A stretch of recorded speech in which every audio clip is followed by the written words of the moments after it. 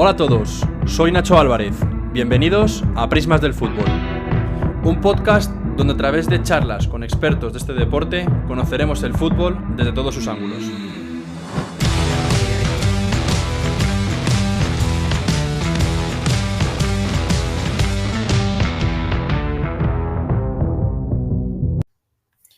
Cuando empecé con este podcast, siempre quise tener como invitados cada semana a los mejores profesionales y a las mejores mentes de este deporte. Quería poder charlar y debatir con ellos en un entorno cercano y con un buen trato.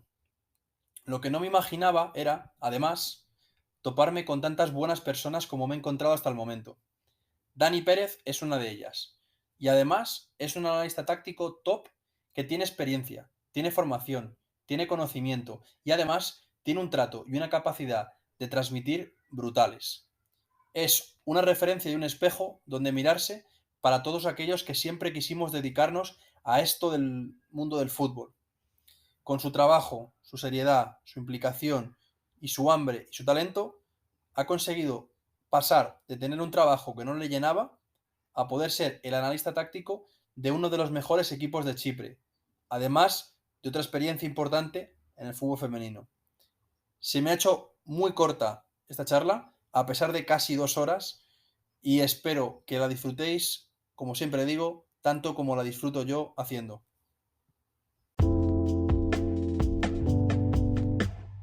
Dani, muchísimas gracias por haberte pasado por el podcast, por tu cercanía, por tu facilidad también para intentar encontrar un hueco, que sé que estás muy liado.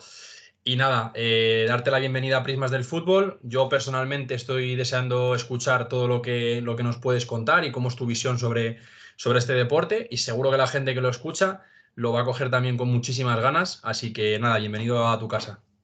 Bueno, pues nada, Nacho, muchas gracias por la invitación, la verdad, yo encantado de venir, todas estas cosas pues me gusta participar, la verdad, me gusta compartir, así que nada, deseando de hablar contigo, si sobre fútbol, si sobre lo que nos gusta, pues nada, un placer.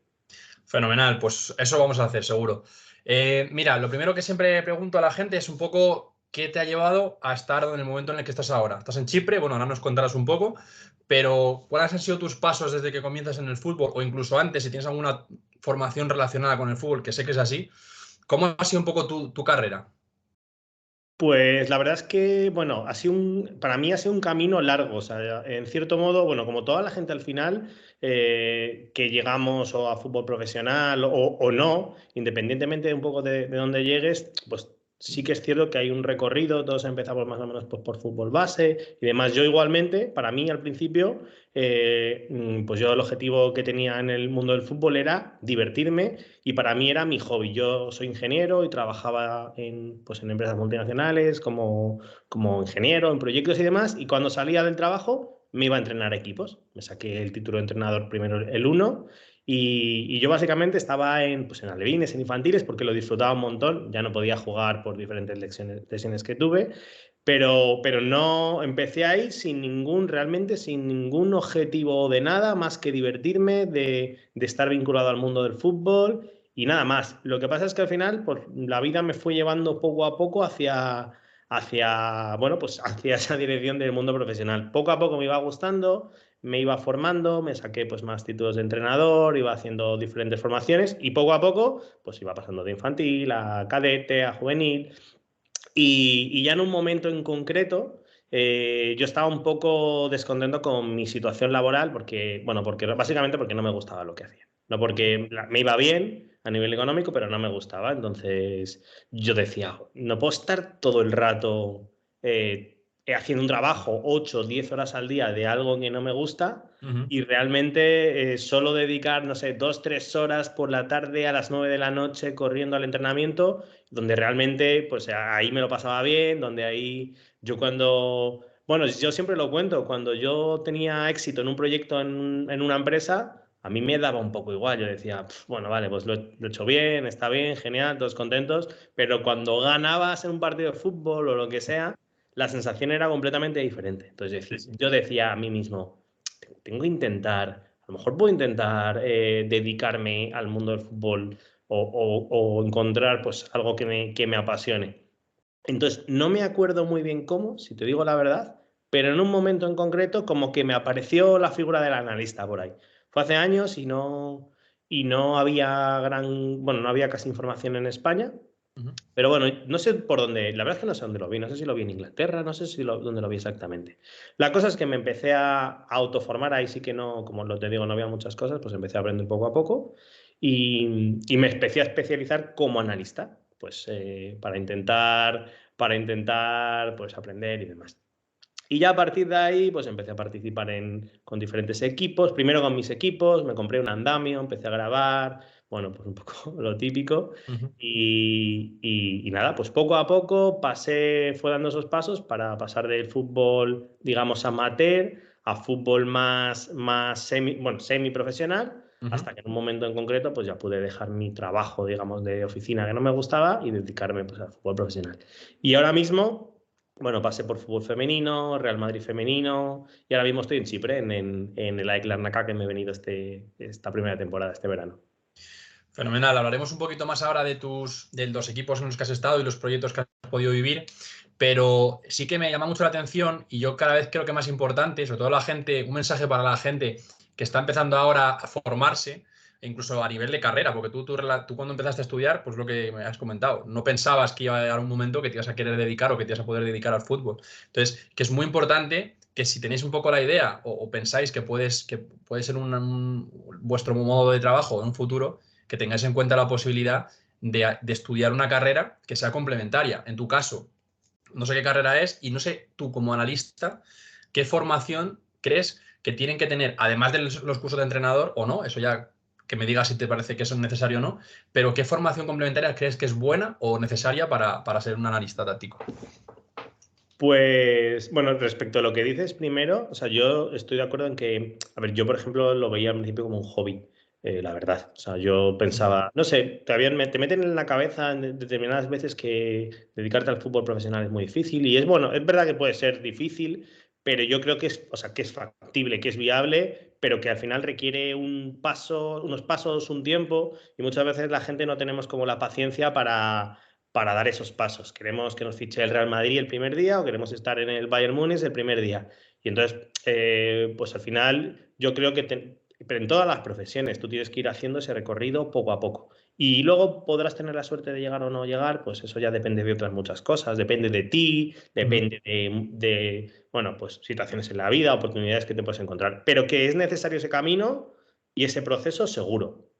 Respecto de... Y luego dentro de esto, pues hay que estar constantemente formándose, aprendiendo, cogiendo experiencia. A ver, yo creo realmente que la mejor formación es la experiencia, en cualquier caso. A mí me ha pasado con mi carrera que hice ingeniería, pues yo salí de la carrera sin saber hacer nada, entonces al final lo fui aprendiendo las cosas trabajando. Entonces creo que por un lado esa es el mejor aprendizaje, meterte en un equipo desde el principio, aunque sea el equipo de tu barrio, e ir aprendiendo.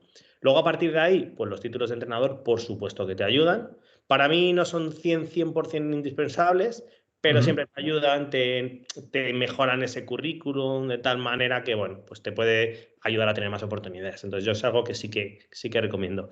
Y luego, pues una segunda formación pues complementaria más relacionada con el análisis en concreto, con herramientas, con métodos observacionales, con técnicas, bueno, relacionadas con el material, con las cámaras, con dónde poner el ojo, con cómo hacer informes. Bueno, yo creo que entonces esas son las dos patas así como un poco más esa formación relacionada con el análisis y quizás ese conocimiento de entrenador que te puede dar, pues eso, los títulos de entrenador. Pero sobre todo, meterte y practicar y coger y grabar el partido y descargarte un software de videoanálisis y empezar a hacer las cosas. Porque yo creo que esa es la mejor manera. Al final yo siempre digo, tú puedes tener el título o la formación, pero si luego no lo aplicas Claro. lo aplicas bien, pues al final te da un poco igual. O sea, la gente te pueden coger por el título, pero al día siguiente te van a echar porque no haces tu trabajo bien. Entonces, claro, es importante ese balance porque mucha gente se obsesiona con solo hacer práctica y no formarse en la teoría, que es importante, y viceversa. Entonces está descompensado.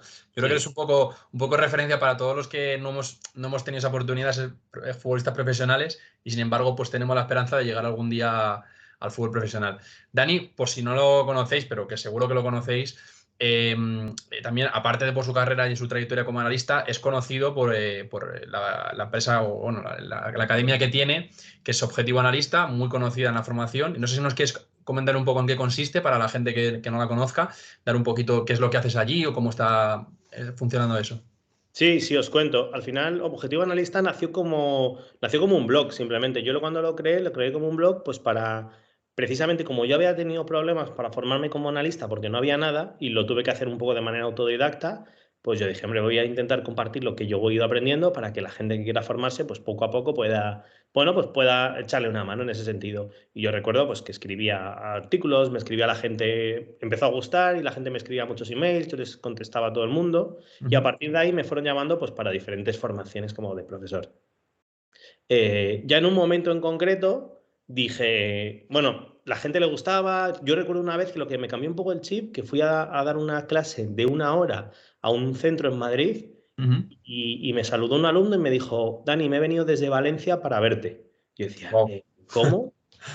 Para verme 1 hora, sí, sí, porque te sigo en el blog, porque tal. Tenías que hacer tus propias formaciones, explicas muy bien, tal. Entonces, en un momento en concreto ya dije, voy a intentar hacer una formación que realmente, bueno, no esté tan basada en un título, sino que esté basada pues en esa práctica, en esa mezcla de teoría con práctica que has dicho tú, Nacho, para que realmente salgas de la formación y puedas aplicar de manera real pues lo que has aprendido. Que no sea algo teórico donde toma el papelito, aquí tienes el papelito y ya estás certificado, sino que fuera algo real porque yo creo que eso pues falta muchas veces. Muchas veces vas a las formaciones y hay ponentes que son increíbles y te cuentan las cosas que alucinas y dices, madre mía, qué buenos. Y luego llegas a tu casa, a mí me pasaba y decía, venga, ¿y ahora por dónde empiezo? Y no sabías muy bien por dónde empezar. Entonces va un poco por esa línea. Entonces lo que tenemos en Objetivo Analista es una academia online que para mí es una academia cercana donde tratamos al alumno lo mejor que podemos con formaciones súper completas que nos han llevado mucho, mucho tiempo hacerlo. O sea, mucho, mucho tiempo hacerlas y te diría que la formación que tenemos Analista 360 estuve un año entero haciendo. Un año entero Wow. haciendo la formación. Y bueno, tenemos formaciones para especializarte como analista, formaciones relacionadas con el mundo del dato, también para que la gente que le gusta, por ejemplo, pues Power BI, hacer informes. Intentamos ser muy prácticos, muy sencillos, muy directos, no charlas de estar allí 2 horas, sino que venga, te enseñamos esto, pum, aplicar, esto, tal. Y bueno, la gente, la verdad es que una de las cosas que siempre lo digo y que lo puedo decir súper contento es que la gente sale muy contenta de las formaciones. Así que nada, si os interesa Objetivo Analista, podéis investigar por ahí. Ya si queréis información, vamos, las redes lo compartiremos. Yo mismo ya me está sonando muy bien, o sea que igual te escribo también para ver si puedo hacer algún curso. Claro, Y bueno, encantado. dime. No, digo, encantado, encantado, Nacho, ya ves. Fenomenal. Pues bueno, yo quiero que también, bueno, todavía eres la primera persona, primer profesional que viene y que ha estado en el mundo del fútbol femenino. Entonces, tampoco me quiero más centrar en otras cosas de tu visión del fútbol como en tu puesto de trabajo, pero también quiero que nos hables un poco de cómo ha sido tu proceso, no sé cuánto tiempo has estado en el fútbol femenino, cómo has vivido la transición, porque ha habido una evolución altísima en los últimos años. ¿Cómo has vivido tú esos años de fútbol femenino? Pues la verdad es que yo estuve 4 años en fútbol femenino, ¿vale? Ujú, Yo estaba en su momento todavía, cuando empecé en el mundo femenino, todavía estaba trabajando en lo que te digo, pues de ingeniero y tal, en la oficina, y a la vez entrenaba en un equipo, pero un día en concreto recibí una llamada de David Aznar, que fue ujú. luego entrenador de Real Madrid femenino, había estado en categorías inferiores a Atlético de Madrid, un montón de equipos. Y me llamó, oye, Dani, necesitamos un analista para un proyecto de fútbol femenino muy chulo donde estábamos en ese momento, estaban en segunda división, queremos subir a primera división, queremos crear un equipo, tal, me contó y la verdad es que me convenció. Y así que ese año directamente, pues yo no me lo había planteado nunca, arranqué en fútbol femenino. Y la verdad es que me enganchó, me gustó, me gustó. Se dieron muchas cosas ese año en el Club Deportivo Tacón, que luego pasó a ser Real Madrid femenino. Pues se dieron muchas cosas ese año muy bonitas, muy buen grupo, muy buenas jugadoras, staff. Y, y nada, ahí al final subimos a primera división. Ese año se dio la absorción con el Real Madrid femenino, que decidió, bueno, pues comprar el club. Y a partir de ahí creció todo de una manera increíble. La verdad, solo con el hecho de la marca Real Madrid dentro de, Claro. todos sabemos, pues hizo que atrajo la atención de muchísima gente y, y nada, la verdad es que creció todo a marchas súper aceleradas. Pero fue una experiencia, yo tengo un recuerdo súper bonito del fútbol femenino, lo sigo todavía, tengo mis amigos allí, tengo a bueno, pues jugadoras que he entrenado y la verdad es que, bueno, yo te puedo decir cosas buenas. Hay bastantes diferencias con el fútbol masculino también en determinados aspectos, cosas mejores, cosas peores, pero es una experiencia muy enriquecedora y yo le debo mucho al fútbol femenino porque al final me ayuda mucho bueno, pues a profesionalizarme también. Junto con ellas, pues yo en el mismo, digamos, en el mismo camino. ¿Y crees, hacia dónde crees que va el fútbol femenino en sentido, por ejemplo, aquí en España estamos viendo el Barça campeón de Europa, la selección, bueno, ya empieza a tener jugadoras que despuntan, ahora con el que se ha metido en Madrid, pues el Madrid me imagino que también intentará hacerlo. ¿Crees que vamos a seguir viendo esa línea de crecimiento en el fútbol femenino y que tiene potencial para enganchar a la gente? Sí, sí, yo creo y creo que mucho más. O sea, en realidad, al final es un producto que es muy. O sea, yo siempre lo digo, por ejemplo, a mis amigos al principio no seguían el fútbol femenino y a través de mí, pues empezaron, les llamó la curiosidad, empezaron a seguirlo y ahora ya lo siguen sin estar yo. Es decir, al final muchas veces es un tema de marketing, de vender el Ya. producto, porque no es un tema de comparación entre chicos y chicas, sino, es decir, hay gente que ve una cosa y otra gente que ve otra cosa y no es que cuál es mejor o cuál es peor, sino muchas veces es por las sensaciones y las emociones que te generan. Entonces tú ves determinadas y disfrutas de determinadas cosas, bueno, pues no porque sin entrar en comparativas, digamos. ¿Vale? Eso es una cosa que la gente muchas veces entra en comparativas. Y la realidad es que el fútbol femenino está creciendo mucho, es muy divertido, hay muchos aspectos relacionados con el propio fútbol, como aspectos tácticos, que realmente las chicas son muy buenas tácticamente. O sea, las chicas, por ejemplo, a nivel de analista, realmente las chicas son militares. O sea, son militares. Tú las dices esto, y ellas van, pum, ejecutan. Luego podrán ejecutar mejor o peor, pero ejecutan. Y los comportamientos tácticos en el fútbol femenino son, bueno, pues son muy interesantes. Entonces, yo creo que va a haber que el crecimiento, o sea, que todavía hay mucho por llegar. Al principio cuando llenamos el Camp Nou un día con 90 y pico mil personas, no me acuerdo cuántas, Sí. era como novedad y ahora en casi todos los partidos de Champions hay, no sé, 40, 60 mil personas pagando entrada. Entonces, yo creo que todavía hay mucho que crecer y que se lo merecen y que es algo que tiene tirón y que la gente cuando lo consume, al principio quizá no lo conoces y puede que no, bueno, pues no te atraiga, o sí, no lo sé, pero que cuando lo empiezas a consumir te va a gustar, o sea, te va a gustar. Yo creo que al final has dado en el punto clave que es lo de la emoción, lo que te transmita. Porque cuando veo deporte, yo veo deporte femenino, sobre todo para mí el ejemplo más claro es los Juegos Olímpicos, que tú te ves un torneo de judo o de regata y te da igual si son chicas o chicos. Tú vas ahí, tienes tu equipo, tu país en este caso, y lo sientes y te da igual que se vayan más rápido los chicos que vayan más rápido las chicas. Al final tú Claro, lo ves eso es. igualmente. Y Y eso luego es. Ah, también, sí, perdona eso. perdona que te interrumpa, también has dicho otra cosa, que es que las chicas son muy buenas. Es que es verdad, es que yo he tenido la suerte de jugar cuando yo era infantil y categorías inferiores con una chica que se llama María Bores, que me imagino que tú a lo mejor la conoces, está en Sevilla, en Madrid también ha estado, y que era muy buena y no se quedaba atrás para nada con los chicos en esa etapa. Luego a nivel físico, quizás a lo mejor pues cuando creces pues hay más diferencias, pero. Y también Gemma Prieto, que también estuvo en tacón, y ella iba Sí, conmigo a clase. nosotros. Sí, se estuvo con vosotros, iba conmigo a clase y ella, bueno, cuando jugamos en el recreo era lo mejor. Vamos, nosotros éramos muy malos, pero también ella era muy buena, ¿eh? Así que. Sí, sí, sí, al final es lo que decimos, es sin entrar en comparativas. Tú ves fútbol femenino, lo disfrutas, te genera determinadas cosas. Al final hay un tema también de empatía, de que yo siempre digo, si todos los días no sé, en un programa de la tele saliesen 10 minutos de fútbol femenino mostrando las personas, las jugadoras y demás, en cierto modo empatizas también con eso. Entonces, no solo consumes el deporte porque sea bueno o malo, es decir, que es bueno, pero que también es necesario pues, que te genere esas emociones, pero lo que pasa es que primero tiene que estar en el escaparate, y una vez que está en el escaparate lo vas a consumir y cuando lo consumas te va a gustar, ¿vale? Buenísimo, la verdad. Luego, después del fútbol femenino, cambias otra vez al fútbol masculino y vas a Chipre. Entonces, quiero que nos cuentes cómo es el fútbol en Chipre. a nivel general, a nivel de la liga, la estructura, la afición y en tu caso, cuál es tu vivencia particular en el club en el que has estado y demás. Pues yo me vine a Chipre completamente improvisado. Yo estaba de vacaciones, de hecho estaba en Malasia y estaba de vacaciones de que había acabado temporada con el Real Madrid femenino y me iba a incorporar al verano siguiente. Y nada, estaba de vacaciones, recibo una llamada de José Luis Oltra, que es el entrenador del AEK Larnaca ahora mismo.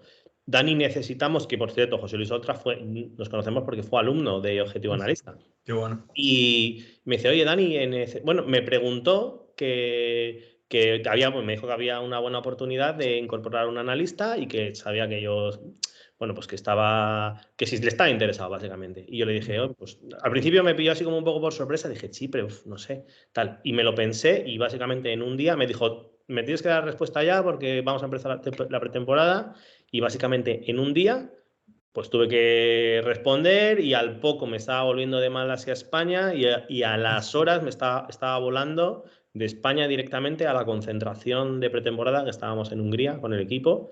Así que nada, fue una locura, pero son esas experiencias que merecen la pena. Y luego, la verdad es que a mi nivel personal yo estoy súper contento con el equipo, con la experiencia que hemos tenido este año. Hemos batido bastante, bueno, en competiciones europeas.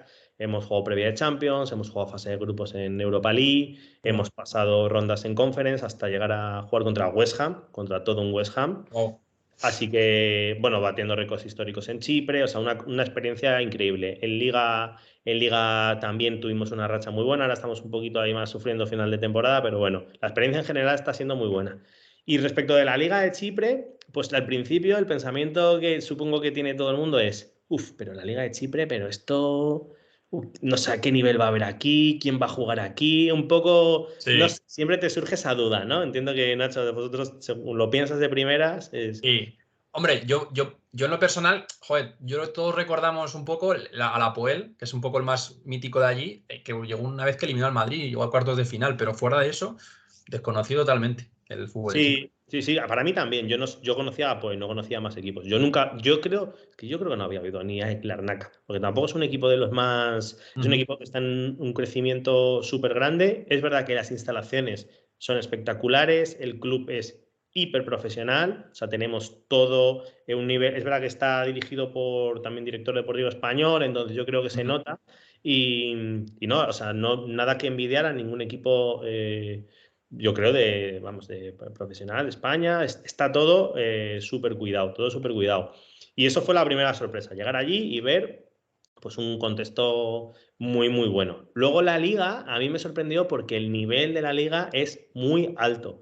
De hecho, al final, los equipos que han jugado en Europa de Liga de Chipre han hecho muy buenos papeles. Nosotros ya te digo, hemos eliminado a Partizan, hemos dejado fuera a Dinamo de Kiev, empatado en campo del Rennes, que Rennes ganó a PSG. O sea, es decir, hemos sido capaces de competir contra equipos de máximo nivel. Por lo tanto, y luego en la Liga de Chipre hay muy buenos equipos.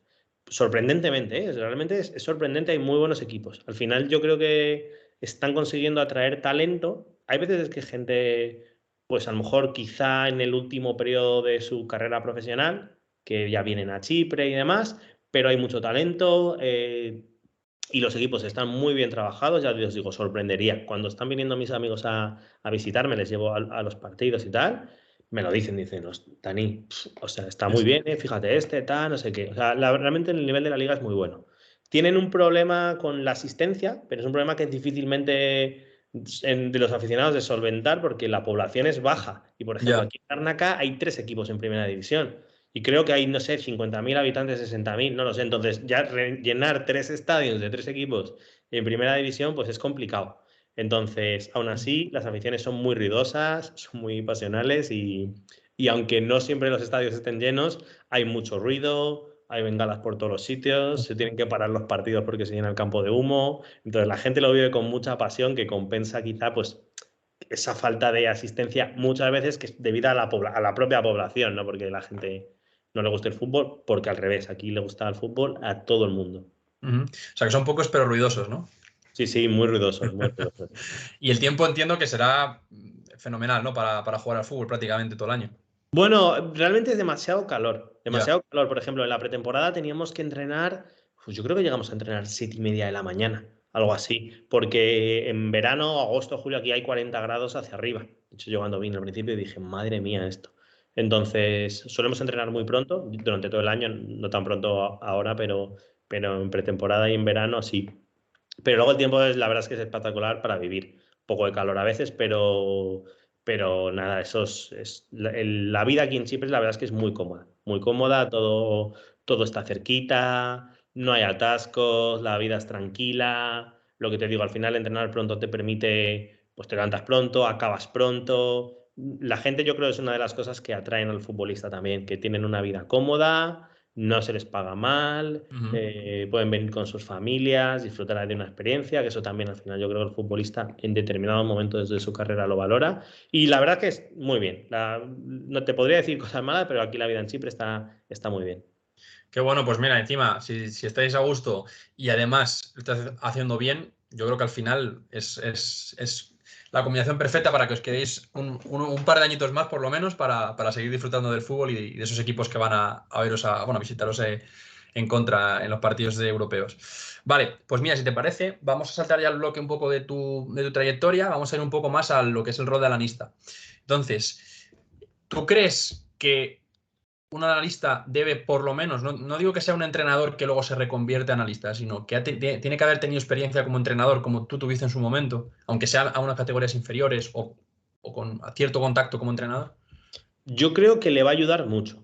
Creo que le va a ayudar mucho, la verdad, porque al final el analista es un rol que está dedicado 100% a ayudar, bueno, al staff, al entrenador, a los jugadores. Y cuanto mejor entiendas al entrenador, mejor le vas a poder ayudar. Entonces, bueno, yo creo que es importante que puedas tener ese tipo de experiencias como entrenador, pues para ponerte más en su piel, ponerte en su lugar y poder ayudarle mejor. Que si es 100% fundamental, pues no lo sé, quizá no. Hay gente que tiene más capacidad digamos, de empatía, de entender lo que el entrenador necesita, de poder ayudarle, pero yo creo que siempre estar te ayuda. Yo creo que casi más importante que ser entrenador a lo mejor es estar vinculados en cuerpos técnicos desde el principio, para ver lo que se cuece, para ver un vestuario por dentro, cómo trabaja un staff, tener esa comunicación diaria. No, yo no creo tanto, por ejemplo, en el analista de oficina o de departamento. Sí creo, vamos, es decir, pero creo que ahí es necesario que haya uno que esté vinculado a ese entrenador, por lo menos en el día a día me refiero, pues para entenderle, para saber cómo son sus charlas, cómo comunica, qué es lo que pide, qué es lo que hace, de tal manera que tú te puedas adaptar. Y ser entrenador te va a ayudar a entender eso, pero sobre todo estar cerca de él pues te va a permitir pues eso, ayudarle mucho mejor. Y eso, por eso cuando hablábamos antes de la formación, eso difícilmente te lo da ninguna formación. El hecho Sí. de tú estar con el entrenador y escucharle y ver cuando necesita esto, cuando necesita lo otro, cuando de repente quiere dar un mensaje positivo, pues a lo mejor tu vídeo tiene que estar enfocado en acciones positivas. Tienes que estar pendiente de esos detalles que son intangibles y que no te los van a enseñar, pero que son los que realmente son los que marcan la diferencia, porque son los que te alinean con el entrenador. Son los que realmente nosotros somos, yo siempre lo digo, somos como, tenemos mucha potencia en el sentido de que lo que nos mostramos nosotros al final son muchas veces el mensaje o sea, nos alineamos con el entrenador en el vídeo. Entonces tenemos lo que los jugadores ven en las sesiones es lo que el entrenador quiere decir. Entonces tenemos que ser capaces de con imágenes o con vídeos transmitir exactamente lo que él quiere. Y yo creo que esa es la dificultad. Cuanto más cerca estemos de ellos, cuanto más hayamos vivido ese papel de entrenador, pues mejor.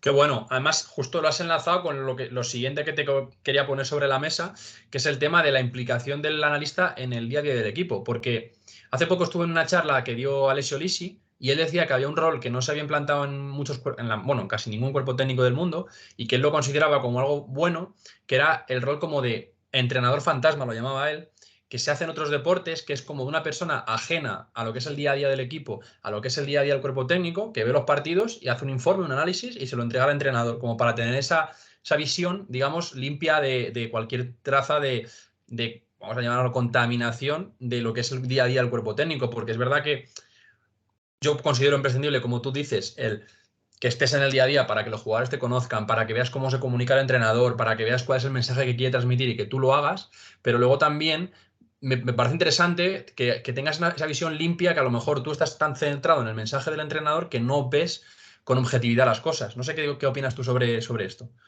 La verdad es que no me lo había planteado, pero puede ser que tenga sentido. Es cierto que muchas veces en el fútbol no hay algo que sea correcto o incorrecto, sino que está muy relacionado con hacer, o sea, es decir, tú entrenas una idea y vas a intentar ganar a través de esa idea, pero puede que haya otra manera de hacerlo, no sé si mejor o peor, pero diferente. Entonces, muchas veces, por ejemplo, a mí me ha pasado alguna vez de que me dicen compañeros entrenadores, Dani, vas a ver el partido, si no sé qué, me dices algo. Y yo me siento incómodo haciéndolo porque digo, ya, pues que yo no sé qué has entrenado, no Sí. sé qué es lo que quieres hacer, yo te puedo decir, no, es que tienes los laterales muy abiertos y no sé qué, te van a coger la espalda. No, pero a lo mejor es que eso es lo que quieres. Entonces, entiendo el objetivo, Sí. quizá de alguna manera se puede ajustar para, oye, voy a, como entrenador fantasma, voy a enfocarme en determinadas cosas no relacionadas quizá con el modelo, pero sí relacionadas con el fútbol de manera global y no sé, y te voy a dar mi opinión de lo que pasa. Pero es que al final yo creo que lo que evaluamos es la propia ejecución de nuestro modelo.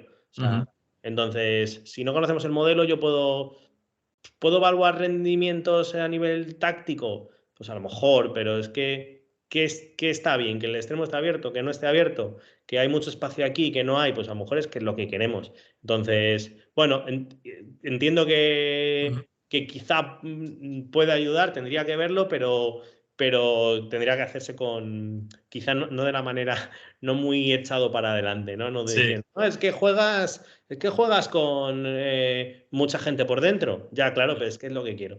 Claro, claro. Ahí tienes. Alexa, más has dado la clave, que es que me ha gustado mucho esa frase, que analizáis la ejecución del modelo.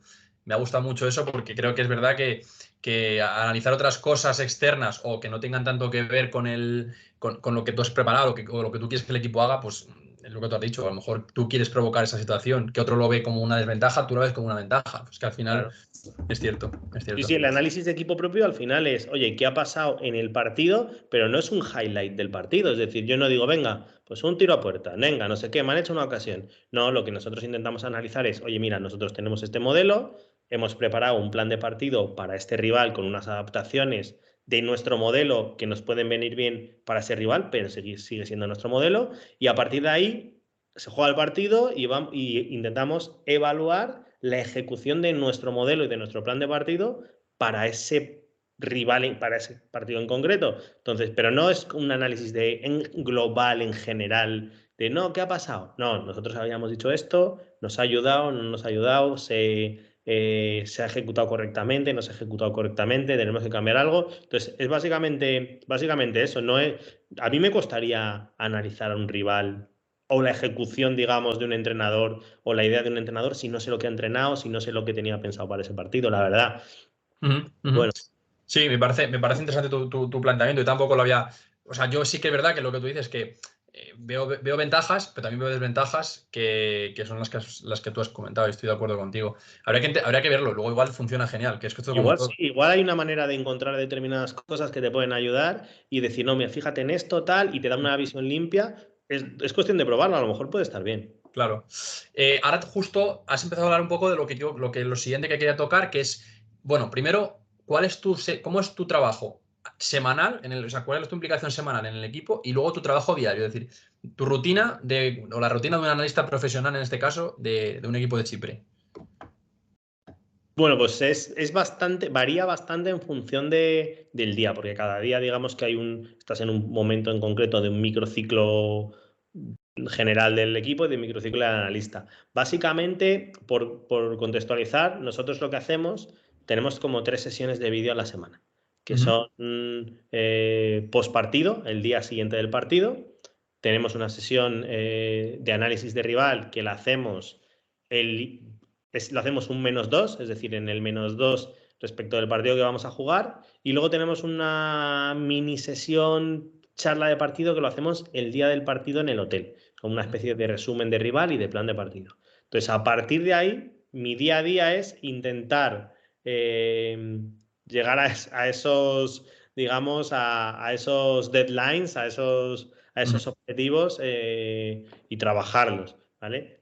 Siempre, por supuesto, el entrenador lo recibe pues, con unos días con antelación. Pero básicamente, yo siempre empiezo a explicarlo desde inicio de microciclo. Inicio de microciclo, trabajas en ese informe de rival que vas a presentar durante la semana. Una vez que acabas ese informe de rival, de que los jugadores y el entrenador lo conocen, yo en cierto modo me olvido ya de esa semana y me pongo a pensar en la semana siguiente. Me olvido de esta semana hasta que llega el día de partido. El día de partido, observas el partido, al día siguiente haces el postpartido, pero has estado los días previos trabajando bueno, ya en el siguiente rival, para que cuando acabe la jornada que tienes por delante, el entrenador diga, oye, mira, ya hemos jugado este partido, hemos hecho el postpartido, ya quiero saber sobre el rival de la semana siguiente. Entonces siempre te toca trabajar por delante. Y no es nada monótono, es decir, es que cada día es completamente diferente. Yo me levanto, me voy al gimnasio a primera hora, llego allí, como tenemos las instalaciones, pues intento hacer un poco de ejercicio, llego a la oficina, me pongo a analizar rivales, a preparar vídeos. En función del día en el que estemos, pues estoy haciendo unas cosas u otras. Estoy siempre en la oficina con el staff, entonces estoy en constante comunicación con el staff para todo lo relacionado con el día a día, con el entrenamiento, con las ideas. Entrenamiento, después intento salir a campo. No siempre he podido este año con 2 competiciones, la verdad. Teniendo competiciones europeas y competiciones locales, hay veces que no he podido. Estábamos a domingo, miércoles, domingo, jueves todo el rato. Pero intento salir al campo para ver la ejecución de las tareas, para escuchar el mensaje del entrenador, para estar cerca de los jugadores, que también es muy importante. Ese punto es muy importante porque ellos te tienen que ver como una figura cercana que le pueda ayudar, no te deberían ver como la persona del vídeo que aparece de repente ahí en una sala y conecta al ordenador, sino como alguien que te pueda ayudar, que está en el día a día, que es cercano, donde ellos se pueden acercar, darles la oportunidad de ellos que se acerquen a ti también para pedirte información. Entonces, por eso también es importante estar ahí. Y nada, y básicamente es eso. Luego, fin de entrenamiento, pues seguir un poco organizando vídeos, observando rival. Así que nada, te podría explicar el microciclo entero, pero bueno, la verdad es que es un trabajo dinámico, es un trabajo no nada monótono, cada día es bastante diferente y nada, a mí me parece que es un trabajo muy bonito, muy bonito. Me salen, a mí la verdad es que me suena súper fenomenal, ¿eh? Yo te digo que me encantaría también tener esa rutina. Me saltan varias dudas sobre algunas cosas que has dicho. Lo primero es, cuando el análisis del rival, ¿cuántos partidos con antelación ves del rival? ¿O mínimo cuántos intentas ver? Yo intento ver, bueno, sobre todo, me acuerdo cuando llegué, intentaba ver muchísimos, porque claro, yo de la Liga de Chipre conocía absolutamente nada. Entonces, yo siempre digo que lo ideal es entre 3 y 5. Depende un poco del tipo de rival, de si es un rival que varía poco, que varía mucho, pero bueno, de manera general, yo intento ver entre 3 y 5. Luego, durante la temporada, por ejemplo, nosotros hemos pasado por diferentes procesos, porque al principio me veía 5, 6 o todos los que pudiese. Pero luego la Liga de Chipre tiene una característica de que juegas contra los equipos 4 veces. Porque es una liga regular y luego los 6 primeros juegan una especie de liga de playoff y el resto es una liga de descenso, digamos. Y claro, entonces nosotros ahora estamos en la liga de playoff y hay rivales contra los que hemos jugado ya 4 veces.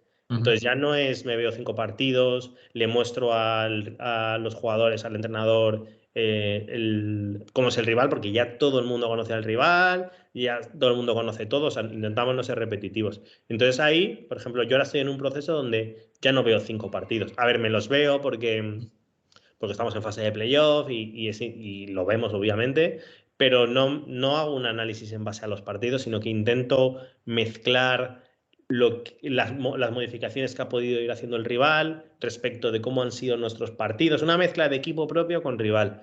Pero bueno, de manera general, entre 3 y 5 partidos y luego ya, pues, dependiendo del rival, ya te digo, si es más variable, menos variable. Claro, al final es lo que tú dices, que cuando ya has hecho 4 análisis del rival, del mismo rival que ya te has enfrentado esas 4 veces anteriores, pues dices, bueno, puede variar un poco las últimas jornadas, se ha cambiado un poco el tema, o si pienso que va a hacer una variación en función de algunos, no sé, recientes cambios o cómo ellos vean que yo voy a comportar.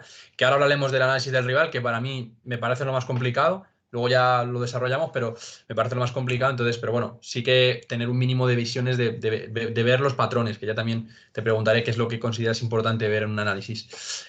Más cosillas que me saltaban de lo de la rutina. ¿Grabé los entrenamientos también o no? Pues este año no los estamos grabando porque las instalaciones, el campo de entrenamiento no tiene altura, ¿vale? Mm, Entonces no los estamos grabando. Yo siempre los he grabado. Ahí yo tengo como un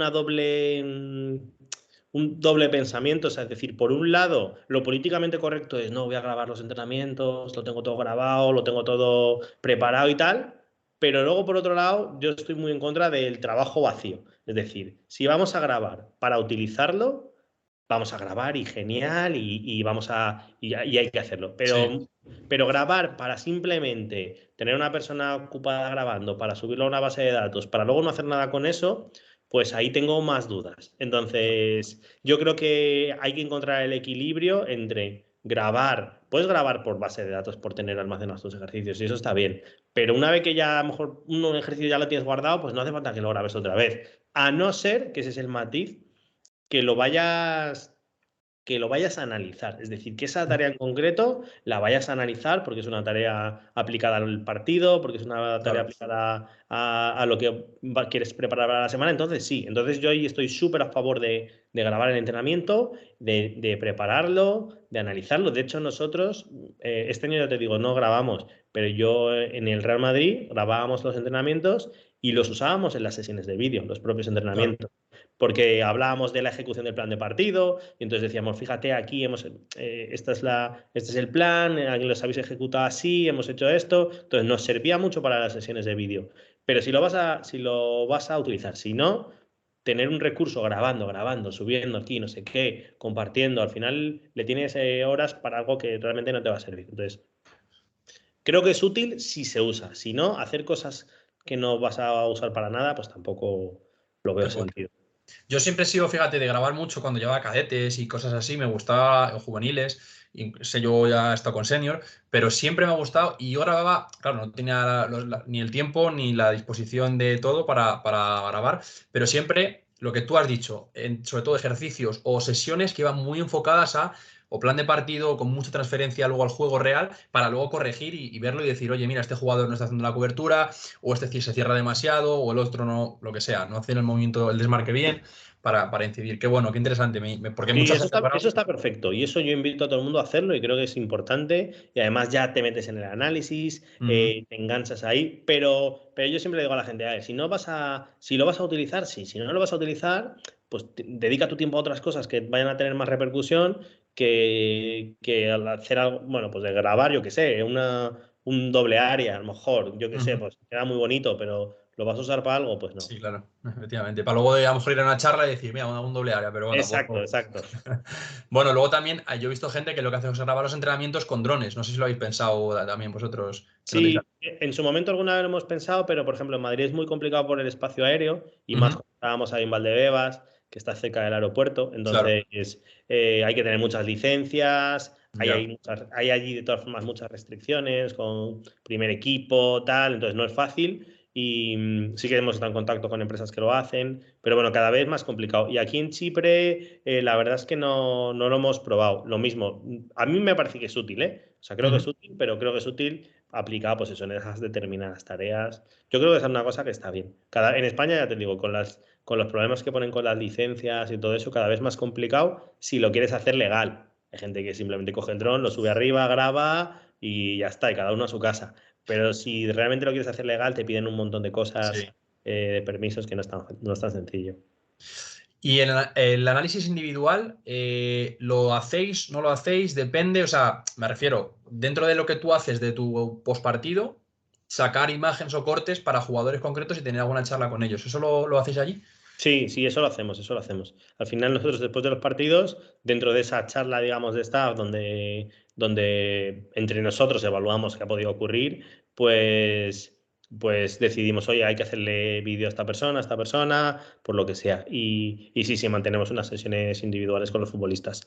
Al Ujú. principio de temporada es mucho más, hay muchísimas, sobre todo porque necesitas más ajustar el modelo de juego, los detalles, y al final de temporada los jugadores tienen, por lo menos en nuestro caso, hay una de las cosas que hemos hecho muy bien este año, y es que nuestro modelo de juego, o sea, los jugadores lo tienen en el cerebro.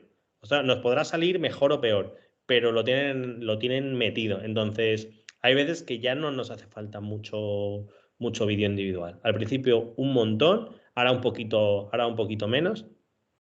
Pero sí, yo creo que eso es interesante. Ahí este año se está encargando más el segundo entrenador. Al principio, en pretemporada, lo hacíamos entre todos, lo que te digo, porque había mucho volumen y ahora se está encargando más el segundo entrenador. Pero yo creo que es algo muy útil, incluso aunque sean 2 minutos o 3 minutos de vídeo, porque simplemente el hecho de traerte al jugador y poder hablar con él, de dedicarle ese tiempo o de darle 2 o 3 matices, creo que el jugador lo agradece y que es algo que se puede aplicar de manera sencilla. Y si consigues que en vez de llamar tú al jugador, sea él el que te lo reclame, entonces ya estás en el punto perfecto porque ya le has hecho ver que lo que tú haces le ayuda. Si llegas a que ella te dice, no, Dani, oye, enséñame esto, mándame esto, tal, entonces ya has conseguido, digamos, ese primer paso súper importante, que es el jugador crea en lo que haces con él. Te lo voy a preguntar justo, digo, a ver, no sé si lo va a decir, pero te lo voy a preguntar. ¿Te lo piden mucho ahí en el equipo, tus jugadores? Al principio sí, ahora ya no tanto. Lo que sí que suelen pedir es tema de rivales. Tema de Ajá. rivales, análisis individual de rivales. Entonces, ahí, por ejemplo, nosotros al principio cometimos, no el error, pero analizábamos a toda la plantilla del rival y hacíamos vídeos de toda la plantilla del rival o de los posibles titulares o lo que sea. Pero luego te das cuenta de lo que hablábamos antes de trabajar por trabajar. Lo ven, empezamos a monitorizar quién lo ve, quién no lo ve, es útil, estamos trabajando y no tal. Entonces, lo que decidimos es hacerlo bajo demanda. Entonces, todos los jugadores que nos pedían, que nos iban pidiendo que sabíamos que lo veían, pues se lo generábamos. Y los que no, pues hay veces que, si quieres decir algún matiz, se lo puedes decir. Yo hay veces que voy con el ordenador y se lo enseño directamente, pero, pero ya no hace falta que hagas todos los jugadores, sino los que ellos necesiten. Y, por ejemplo, hay muchos que les gusta verlo directamente en el prepartido mientras se están cambiando. Que durante la semana a nivel individual no quieren mucho lío, pero ya una vez que salen las alineaciones, van allí a la pizarra y dicen, me voy a enfrentar contra este. Oye, Dani, ¿podemos ver este? O sea, yo ya sé quién son. Entonces no hace falta ni que me lo digan. Yo según veo la alineación, cojo los 3 o 4, los 2 extremos que quieren ver tal, y ya me siento y digo, vamos a verlo. Y nada, o les veo por ahí buscándome, Dani, ¿dónde estás? Tal. Así que, bueno, sí, la verdad es que eso. Aquí el grupo que tenemos es un grupo súper comprometido para eso, la verdad, y les gusta. Y otra duda que estaba pensando cuando estabas hablando de tu trabajo semanal, a la hora de presentar el informe, ¿quién lo presenta? ¿Lo presentas tú o lo presenta el míster? Lo presenta el míster. Eso ya depende un poco. Yo, por ejemplo, creo que lo ideal es que el postpartido lo presente el míster, sí o sí, porque al final es un poco la evaluación, ese mensaje.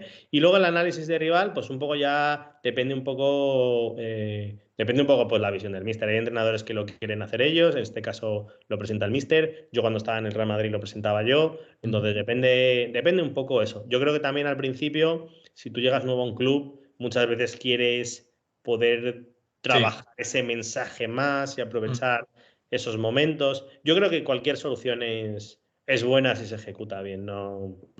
Yo he visto que funcionan de las dos maneras, dependiendo cómo se haga, entonces, bueno. Sí, yo cuando lo he hecho personalmente, otro nivel, lógicamente, pero cuando lo he hecho, que he hecho funciones de analista táctico, de análisis propio de rival, les ponía yo, pero porque al final también el míster o sea, se veía el partido, pero no da tanto detalle como lo podía llegar a ver yo y simplemente por ese detalle, no por otra cosa. Pero tiene mucho sentido lo que has dicho de que el míster al final quiere controlar el mensaje y quién mejor que él para saber qué decir y cómo decirlo, ¿no? En ese sentido. Yo creo que tú puedes hacer como analista lo que es el descriptivo, es decir, ha pasado esto, o el rival hace esto, o tal, sin tampoco meterte mucho en esa evaluación. Hay que muchas veces tener cuidado con eso, especialmente en el fútbol profesional, con lo que dices y quién lo dices, si no lo dice el entrenador directamente. Entonces, muchas veces es mejor que tú a lo mejor, pues eso, seas descriptivo, narrativo, o incluso eso, pues eso, un poco formativo, en cierto modo. Pero que sea el entrenador el que diga, hostia, esto sí, esto no, aquí esto no podemos hacerlo, esto sí podemos hacerlo.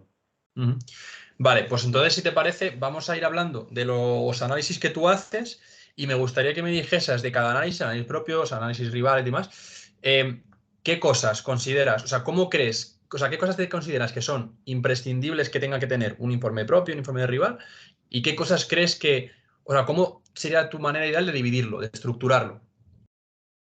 Si quieres Vale. empezar por el propio y luego me vas contando Sí, más. bueno, vamos a empezar primero por el de rival, si quieres, Vale. porque es como en el orden en el que lo entregas. O sea, Ujú.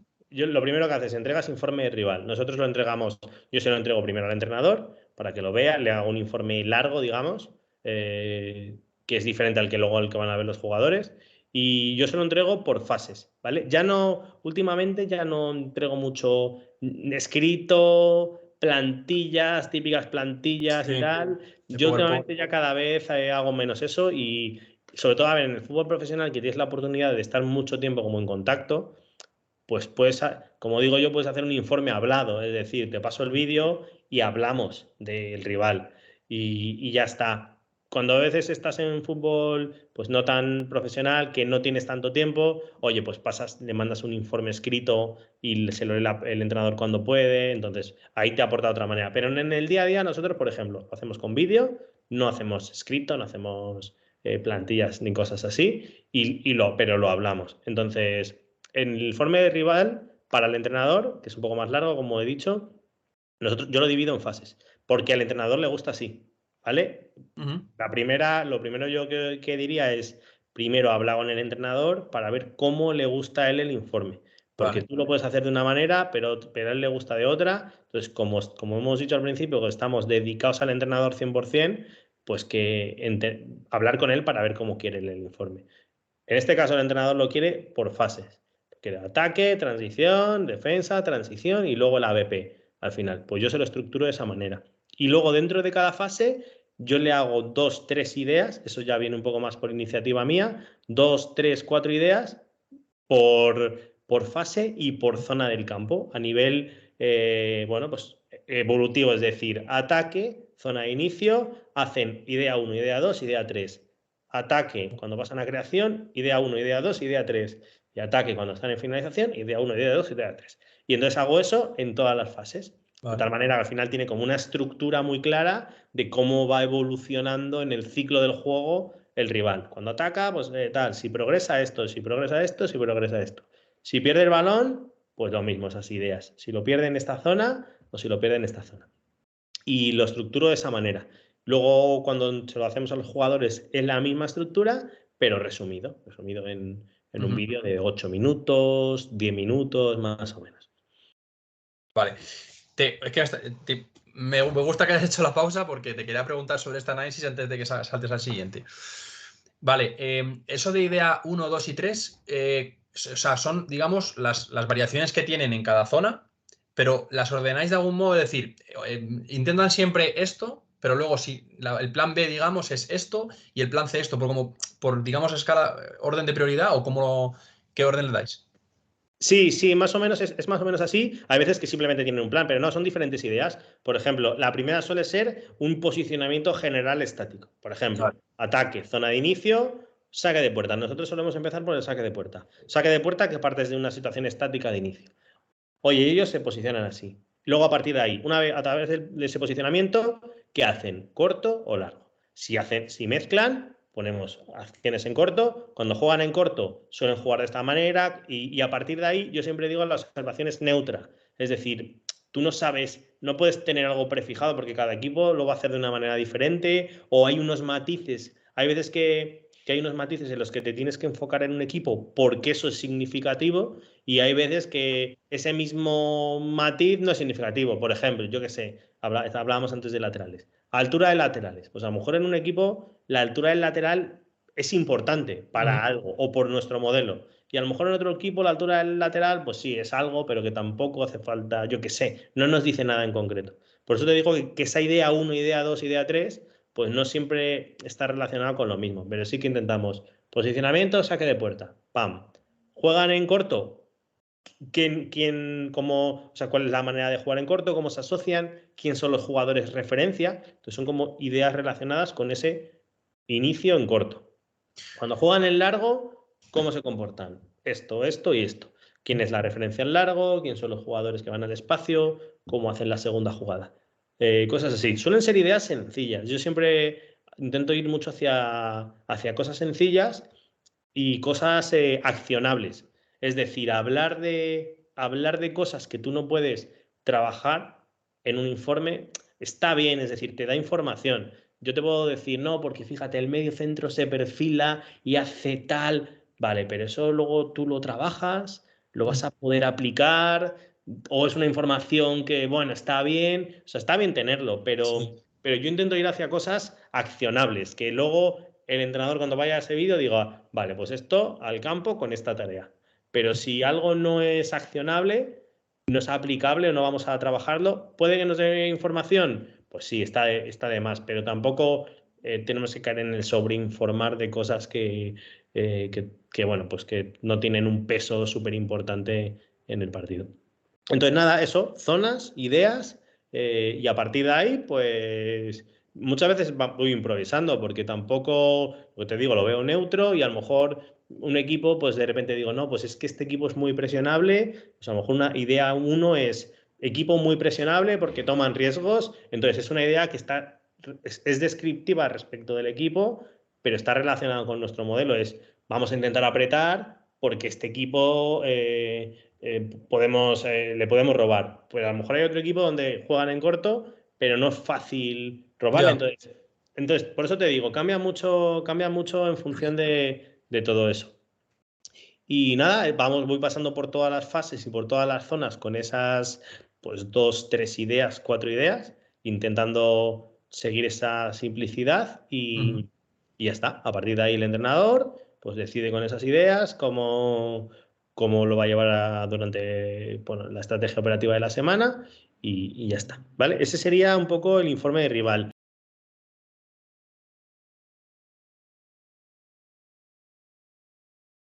Ya estamos de vuelta, que hemos tenido unos pequeños fallos de conexión, cosas del directo y la distancia entre Dani y yo. Pero bueno, ya estamos aquí de vuelta. Justo, Dani, te quería preguntar, has explicado el informe del rival perfectamente, muy interesante todo lo que proponías de las zonas, cada idea por zonas y todo que sea trabajable. Y ahora te quería preguntar que luego, o sea, los formatos en los que tú expones tanto el informe del rival al entrenador como a los jugadores. ¿Qué diferencias hay entre uno y otro? Y bueno, ¿cómo lo diferencias? Pues nosotros los ponemos directamente en formato de vídeo, es decir, nosotros ya no hacemos prácticamente nada escrito, no hacemos prácticamente nada, bueno, con plantillas, con imágenes, cosas así que son muy útiles. Es verdad que yo creo que depende un poco en el contexto en el que estés, porque si tú dedicas mucho tiempo a estar con el staff, pues al final no es necesario quizá darle una plantilla y lo puedes hacer ese informe hablado del que hablo muchas veces, de que es mejor pues, comunicarlo de manera hablada. Entonces, aquí lo hacemos en formato de vídeo directamente, donde en el vídeo yo le añado unas etiquetas abajo, una especie de subtítulos, por decirlo de alguna manera, donde está precisamente esa división que hemos hablado, la fase en la que estamos hablando, la idea en la que estamos hablando y una pequeña descripción sencilla. Entonces, el propio staff lo recibe así, entonces cuando ve el vídeo, pues ya está viendo si es en ataque, fase ataque, saque de puerta, comportamiento de pivote en saque de puerta. Por ejemplo, transición como fase, idea, presión hacia adelante, descripción, comportamiento de los alejados, ¿vale? Entonces metemos una especie de microtextos, que al final, bueno, no es un informe escrito, pero tenemos eso para complementar y al entrenador le ayuda bueno, pues a coger las ideas también. Y luego cuando lo hacemos a los jugadores también se lo presentamos en ese mismo formato. Lo único que reducido. Pues lo reducimos, pero los jugadores también ven el texto y sobre todo porque estamos en un contexto internacional donde no todos hablan inglés perfecto, donde quizá nosotros tampoco nos comunicamos en inglés perfecto. Entonces el hecho de que haya algo escrito a ellos también les ayuda pues, a complementar nuestra explicación con el vídeo más lo que van leyendo. Joder, es que yo creo que es muy importante no sobreinformar al jugador, que ya tiene muchísima información por todos los sitios, tiene mucho input, Y cuanto más le simplifiquemos, yo creo que más claro. Yo lo hablábamos en el episodio, me parece que era el episodio 6 con Bryce, que es metodólogo de FIFA, y hablábamos de lo difícil que para nosotros, para mí también lo pienso como él en este sentido, que es hacer el informe del rival. Porque el informe del rival tú lo preparas de una manera, pero luego te cambian al extremo de una semana a otra porque está lesionado, porque está sancionado. Y este extremo, sí, a lo mejor buscan salir por dentro, luego llegar por fuera en la zona 3 y buscan el 1 contra 1, pero es que no te encara igual un extremo que sea de una manera que otro de otra, o el punta no recibe igual, o las relaciones entre punta y extremo no son las mismas. Entonces, ¿tenéis eso en cuenta a la hora de hacer el informe? Sí, sí, el análisis individual es parte del análisis grupal y nosotros lo intentamos priorizar, porque al final es lo que dices tú.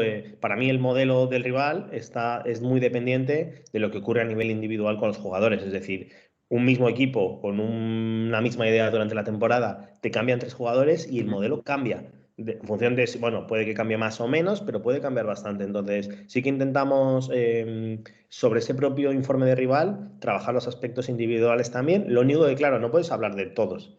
Entonces, Claro. aunque todos tengan bueno, repercusión sobre el modelo, pues intentas buscar los jugadores clave, digamos, los que marcan, los que dan el estilo o los que determinan, bueno, que tienen más influencia, y entonces es sobre los que se pone el foco sobre todo en ese comportamiento, sobre ese informe rival. Luego, como hemos dicho, temas individuales también, pues bueno, luego se les puede mostrar a nivel individual a los jugadores, los duelos con los que se van a enfrentar, y ahí puedes trabajar sobre todos los futbolistas. Especialmente, pues eso, cuando ya tienes la alineación del rival, y ahí en ese momento lo puedes hacer. Y sí, la verdad es que lo que te decía, en este caso, a nosotros los jugadores sí que les gustaba bastante tener esa información individual, especialmente, sobre todo, a la línea defensiva. Yo creo que los jugadores ofensivos al final les da un poco más igual, aunque puedan, por supuesto que pueden utilizar cosas para sacarle más ventaja a sus ataques, pero es más talento, ¿no? Muchas veces. Pero los jugadores defensivos, siempre en la línea defensiva, mediocentros, son los que suelen estar más interesados sobre ese rival. Creo que también es lógico porque donde más variedad hay no es en cómo defiende un lateral, sino a lo mejor en cómo ataca un extremo. Entonces es lógico que el lateral propio diga, oye, pues por dónde me sale, qué se le da bien, el delantero qué movimientos tiene. Totalmente. Vale, pues si te parece, la verdad es que el informe del rival me ha parecido una idea, o sea, una forma de hacerlo muy interesante, muy buena. ¿Cuál es el siguiente informe que hacéis dentro de esa semana de informes? Una vez después del informe del rival, que hacemos un segundo informe de rival, que es una cosa que hemos metido nueva este año. Lo hablábamos antes, y es que es cierto que hay que intentar hacer las cosas, no porque siempre las haga así o no porque me han dicho que las tengo que hacer así, sino porque creo que ayudan o porque tienen sentido. Entonces, nosotros, una de las cosas que hemos metido nuevas que creemos que nos ayudan, que igual en este equipo funcionan y en otro equipo no funcionan, pero que por eso lo hemos interpretado de esa manera, y hacemos una especie de vídeo que llamamos vídeo prepartido, que es un vídeo que se muestra el día del partido, lo mostramos en el hotel antes de ir, digamos, al campo. Nosotros nos concentramos en un hotel, entonces allí la charla prepartido, la hace el entrenador, y enseñamos este vídeo de rival prepartido, que básicamente lo que es un resumen de 3 minutos, no más de 3 minutos, donde mostramos a los jugadores, bueno, no le mostramos el rival porque ya lo conocen y ya conocen el plan de partido, pero lo que hacemos es que les ponemos el foco donde tienen que tenerlo. Hay una cosa que yo creo que hay que trabajar mucho, por un lado, sobre la repetición, porque al final, aunque caigas un poco en esa sensación de ser pesado a veces, pero el hecho de que repitas las cosas, muchas veces lo que para nosotros parece obvio, para el futbolista no es tan obvio. Porque el futbolista acaba el entrenamiento, se va a su casa y se le ha olvidado el plan, y se le ha olvidado las fases, y se le ha olvidado todo. Se le ha quedado, bueno, pues una idea general, o a lo mejor sí que tiene las ideas en la cabeza del plan de partido. Pero este vídeo prepartido lo que hace es que le saca las ideas, esas ideas que las tiene ahí por algún lado, que se las hemos transmitido, y las tiene para que las tenga frescas y para que ponga el foco sobre ellas. Entonces son 3 minutos, sencillito. El entrenador, según va dando la charla del partido, pues yo lo voy complementando con el vídeo por detrás. Entonces, en un momento, recordar que tenemos que hacer esto, pum, una imagen de eso. Recordar que tenemos que defender así, una imagen. Entonces, básicamente es colocar a los jugadores en la situación idónea a nivel mental, sobre lo que tienen que hacer en el campo en el plan de partido. Ya lo saben, ellos ya lo saben, pero es un recordatorio. Y nos viene muy bien, pues, hemos notado que, bueno, pues que los detalles sobre los que hemos hablado, ellos los tienen más en cuenta si hacemos ese recordatorio prepartido. Y nada, formato el mismo, vídeo, 3 minutos, incluso suelen ser las mismas acciones, lo único que en vez de las mismas acciones del rival que ellos ya han visto, pero más acortado, más sencillo. Y nada, la verdad es que nos va muy bien y yo creo que es una cosa que nos ha ayudado mucho este año para que cuando lleguemos al partido la ejecución de ese plan de partido sea mejor. Suena muy interesante y fíjate, me imagino que también se hará en más sitios, pero la verdad es que el tener algo tan... Yo, en las charlas de los prepartidos, cuando yo entrenaba, lógicamente no tenía los medios que tenéis vosotros, pero sí que yo intentaba en la charla, como hacía un PowerPoint, y entonces sí metía parte del informe rival que habíamos hecho de, oye, recordad que estos son los 4 claves que tiene el rival y estos son para enlazarlo con el plan de partido de la semana. Y me parece súper importante que el jugador lo tenga muy fresco para llegar al partido. Claro, Nacho, nosotros ahí, yo siempre decía, si el entrenador ya da la charla contando eso, pues vamos a meter el vídeo, que el vídeo es un poquito más potente quizá, Claro. y potencia esa idea, y no va a cambiar tu procedimiento como entrenador, pero te va a reforzar tu mensaje. Tú fíjate, no sé si alguna vez lo habéis contemplado o tú lo has trabajado, supongo que sí. Yo cuando no tenía los medios de ir a grabar al rival, y iba yo simplemente a ver los partidos, hacía un informe escrito, yo lo que hacía era sacar un informe escrito intentando en una página, desgranar todo, las 4 fases del juego, posible 11 y jugadores destacados, y lo colgaba en el vestuario al principio de la semana para que el jugador entre cuando se cambia, sale, entra al campo, le eche un vistazo. No sé si vosotros habéis trabajado así. Nosotros este año no lo hemos hecho, pero yo cuando estaba en el Real Madrid sí que hacíamos una cosa similar. No, lo que hacíamos era pintábamos una especie de esquema de las fases del juego y bueno, pues como en ciclo y demás, ataque, transición, defensa, transición, y poníamos una descripción de cada una de las fases del rival. Y luego al lado el mismo ciclo en cómo nos teníamos que comportar nosotros ante, como nuestro plan de partido por fases. Lo imprimíamos y lo poníamos en todos los sitios, en el gimnasio, lo poníamos en el vestuario, por los pasillos, estaba por todos los lados. Y nos servía. Yo creo que ahí este año no lo hacemos, es diferente staff de todas maneras, Claro. pero es verdad que yo lo que creo es que depende un poco, estas cosas dependen un poco del grupo en el que estés. Hay grupo que tiene esa demanda y esa necesidad de información, entonces si es útil, pues es una herramienta o una idea que está muy bien, a mí me parece que está muy bien. Si tú te das cuenta de que estás imprimiendo todos los días eso y que nadie lo lee, Claro. pues entonces es bueno. A ver, deberían leerlo, la realidad es que lo deberían leer, pero los futbolistas son como son y hay veces que no lo leen. Entonces, tampoco, eso que siempre yo digo de trabajo vacío, pues tampoco vamos a hacer un trabajo vacío que no sirve y a lo mejor tenemos que pensar otra manera de tenerles, pues eso, las ideas frescas. Pero bueno, eso es un recurso que está muy bien, es sencillo. Por ejemplo, si no tienes vídeo, como dices tú, en determinados momentos, pues es algo obligatorio. Es decir, chicos, tenéis esto, lo tenéis que ver, voy a meter en el cerebro de esta manera. Así que sí, es un recurso bueno. Qué bueno, sí, sobre todo porque, claro, vosotros tenéis un montón de herramientas ahora que es potencia lo que podéis ofrecer al jugador y la información que podéis dar. Luego hablaremos también, te preguntaré un poco por qué datos metéis y qué fuentes, tanto para vosotros mismos como para el jugador. Pero también, claro, tenemos que tener recursos de todo tipo. Y lo que tú dices, hay grupos que le gusta mucho y te lo piden y te lo demandan, otros que prefieren no saber mucho. Y luego la barrera del inglés, que supongo que también dificulta esos informes escritos porque habrá alguno que no hable mucho inglés o que no sepa entenderlo bien y si lo pones en inglés a lo mejor no tendrás que sacar como 4 informes en 4 idiomas, ¿no? Claro. Bueno, fenomenal. Pues entonces, si te parece, ya si el siguiente informe, que imagino que será el postpartido, bueno, no sé si también en directo hacéis algún tipo de informe. Bueno, en directo no es un informe como tal, yo lo que sí que, a veces lo categorizo como informe del directo, pero realmente lo que haces es que durante el partido tú estás analizando el partido desde la toma del analista, estás conectado digamos, a la cámara y estás haciendo el análisis en directo, conectado con el banquillo para poder enviar imágenes en directo, con el pinganillo y demás, y luego en el descanso no es un informe como tal, pero yo voy con una especie de presentación con determinados cortes del partido para que el entrenador y el staff los vean antes de tener la charla con los jugadores y si es necesario se lo ponemos en la tele, hay una tele, tenemos dos para poder hacerlo, entonces ponemos esas imágenes en el descanso. No es un informe como tal, pero al final no deja de ser un servicio que el analista tiene que ofrecer para que el entrenador pueda tomar decisiones en directo durante el partido. Entonces, bueno, es algo también que también hacemos. Pero esto es una cosa crítica, en cierto modo, porque hay que tener mucho cuidado y entender muy bien al entrenador cuando hablamos de tener esa empatía que decíamos, de conocer al entrenador, con las pulsaciones altas, tú no puedes llegar allí y atiborrar al entrenador de información, sino que tienes que ir muy discreto, con mucho tacto, mostrar una o dos cosas o tres, pero súper significativas, es decir, no enseñar imágenes por enseñarlas, sino, oye, mira, esto, creo que esta parte del plan no está funcionando, ellos han modificado esto, échale un ojo por si quieres cambiar algo. Entonces, es un momento clave y crítico a la vez, es decir, donde tienes que tener mucho cuidado a la hora de cómo lo haces. A mí me parece una de las mayores evoluciones en el fútbol, en la capacidad de tener imágenes en directo, sobre todo desde el ángulo que tengo, porque a mí una de las cosas que más odio como entrenador es que cuando estoy en el campo veo a esta altura y se ve muy mal el fútbol. Yo lo llamo el síndrome del entrenador. O sea, Sí.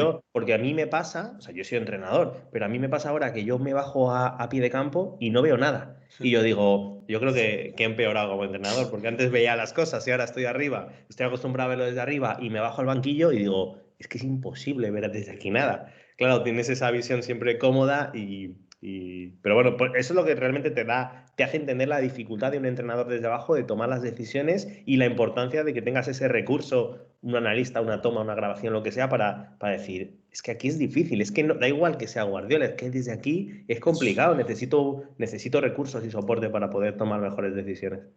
Es una ayuda súper grande y lo que tú dices, que yo cuando veo el partido, cuando estaba de analista, he dicho, joder, qué bien se ve desde aquí, que claro tengo las cosas, cuando me bajo para abajo digo, joder, qué difícil lo veo todo. Y hay entrenadores muy buenos en tomar decisiones dentro del partido.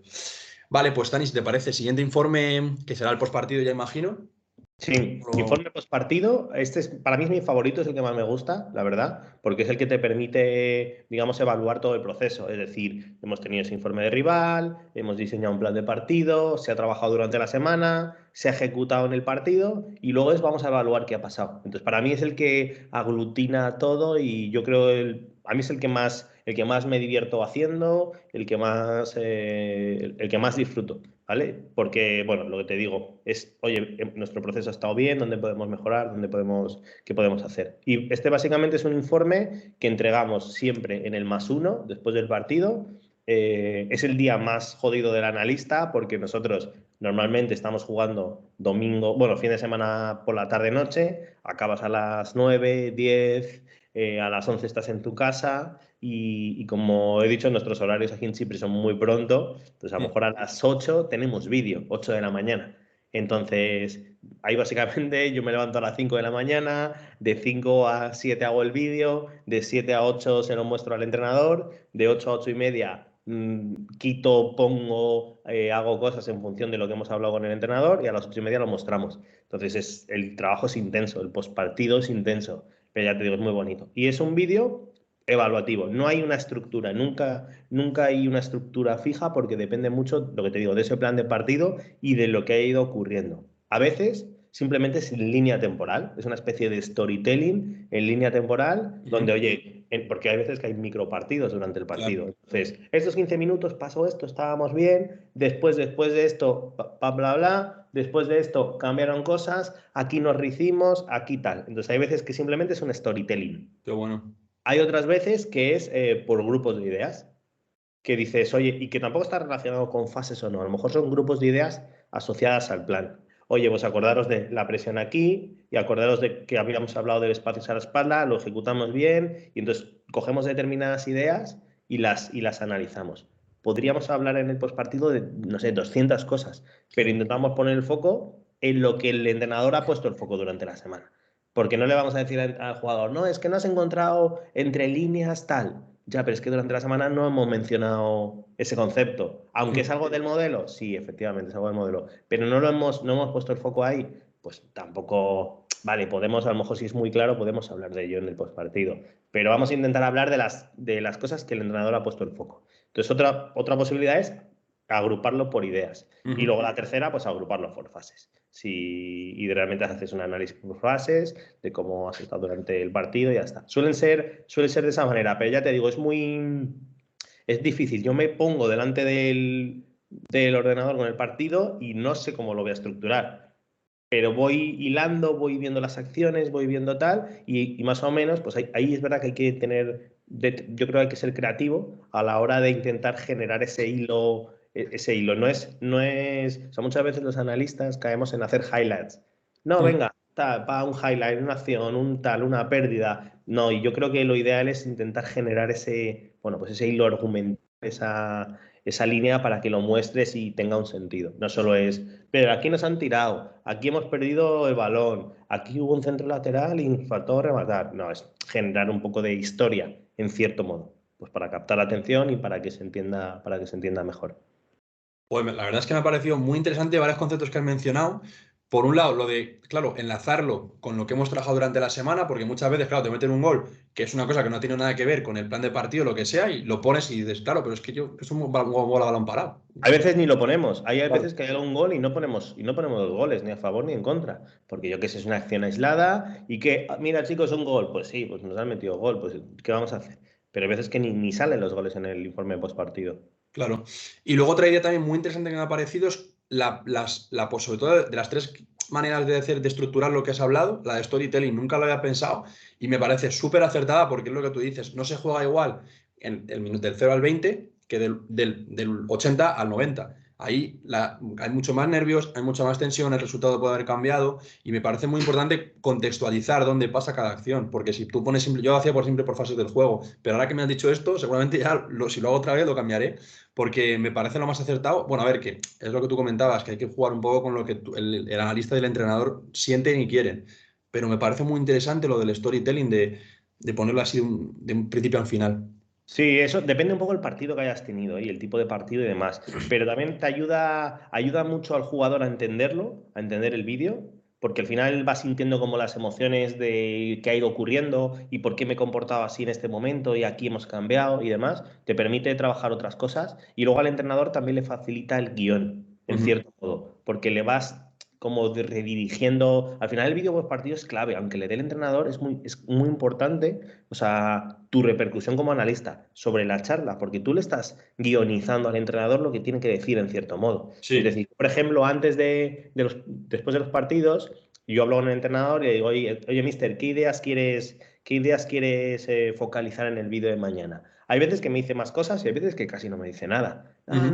Dos cosas, pero luego eres tú el que tienes que intentar escuchar qué es lo que ha dicho durante el partido, qué es lo que ha dicho en la charla, qué ha dicho durante la semana y trabajar en eso. Y lo que digo es que al final tu vídeo le está guionizando la charla al entrenador. Claro. Entonces, tiene mucha repercusión. Lo que realmente hace el analista en el postpartido tiene mucha repercusión sobre la charla que va a ocurrir. Entonces, tienes que intentar, pues eso, que tenga sentido, esa historia, si metes ese storytelling, les va a ayudar. Bueno, y además te diría que ahí es donde está el valor del analista. Cuando hablamos de cómo ser analista, quién es un buen analista, cómo consigo, yo creo que para mí están dos factores principales. Que esto no lo hemos dicho, hablamos de la formación, de ser entrenador, de ser tal, pero Ujú. para mí está en, uno, la capacidad de resumir y de sintetizar, porque tú estás 7 días trabajando para luego hacer un vídeo de 8 minutos, entonces realmente tú puedes conocer al rival increíble, pero si no eres capaz de sintetizarlo y resumirlo, tu trabajo no vale para nada. Qué Entonces, para bueno. mí esa es el principal matiz de un buen analista, de un realmente buen analista, porque tú puedes por dentro saberlo todo, pero lo tienes que transmitir al resto. Y luego la capacidad de resumir y la capacidad, bueno, en general de agregar esas ideas para que lo que muestres sea significativo. Ujú. Y tú cortar un partido y hacer un resumen de un partido es fácil, pero encontrar las ideas significativas es lo más difícil. Joder, qué bueno. Es que además el analista es director, es el editor de vídeo, es el guionista de la película, es el hombre orquesta en ese sentido.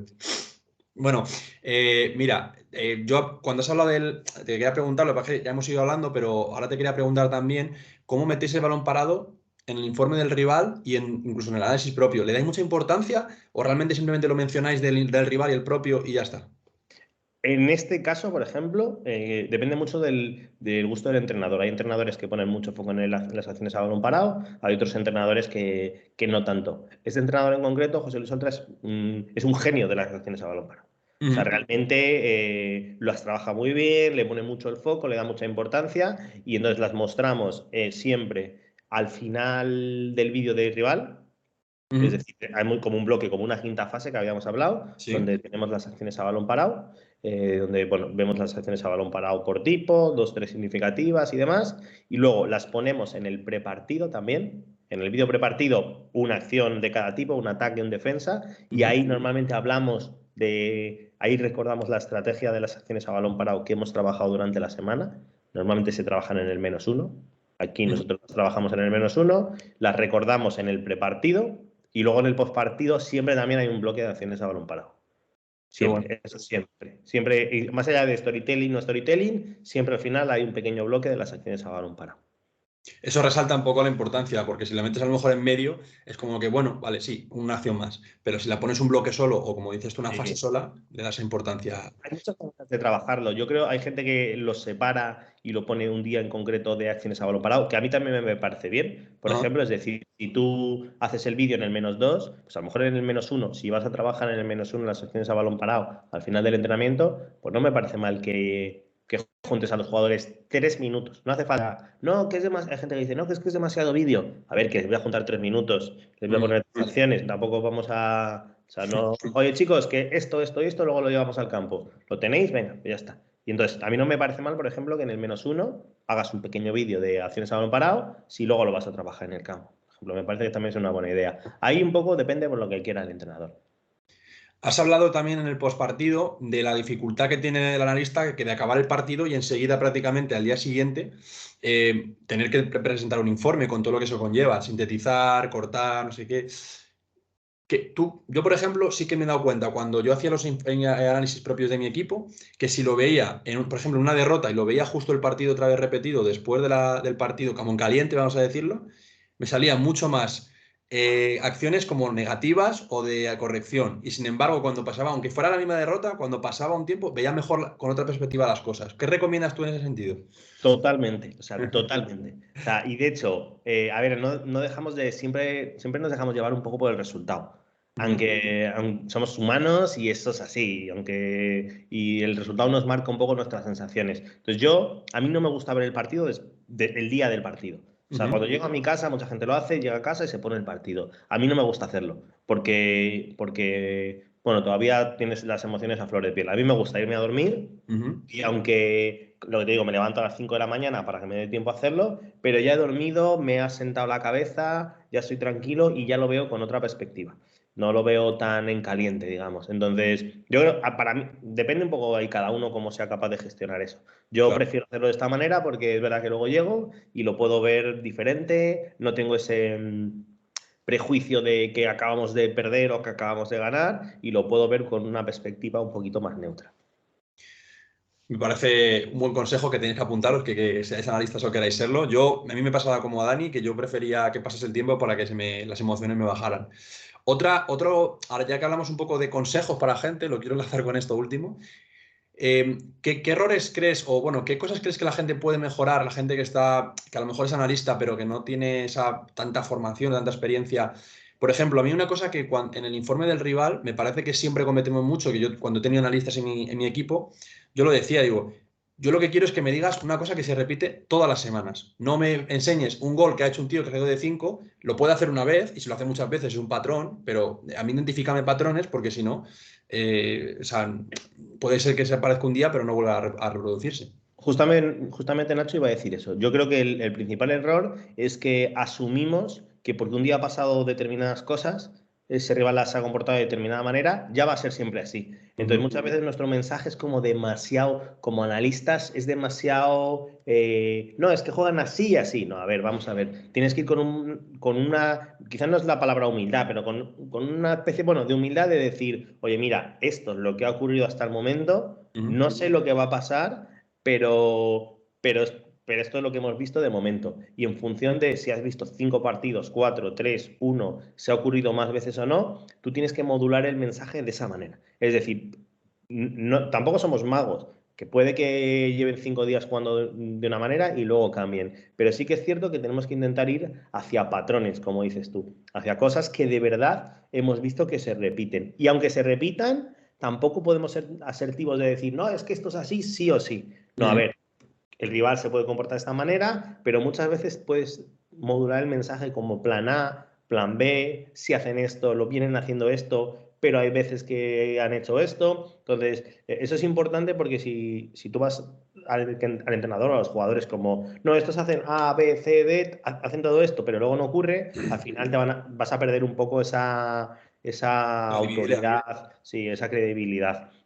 Entonces, el principal error es intenta identificar patrones, no cosas que ocurran de manera circunstancial. Si ocurren de manera circunstancial y crees que a lo mejor son importantes, lo puedes comentar, no pasa nada, pero explícalo de esa manera. Oye, esto ha ocurrido el otro día, yo creo que puede ser importante, vamos a ver si lo podemos tener en cuenta o no lo tenemos que tener en cuenta. Pero sobre todo, para mí ese es el principal error que cometemos con los informes. Vemos un partido y hacemos un informe y 4-3-3, no sé qué, tal, cual. No, a ver, vamos a ver. Y no pasa nada, escucha, si solo ves un partido, no pasa nada porque hay gente que dice, no, es que no tengo recursos para ver más. Perfecto, un partido es mejor que 0 partidos.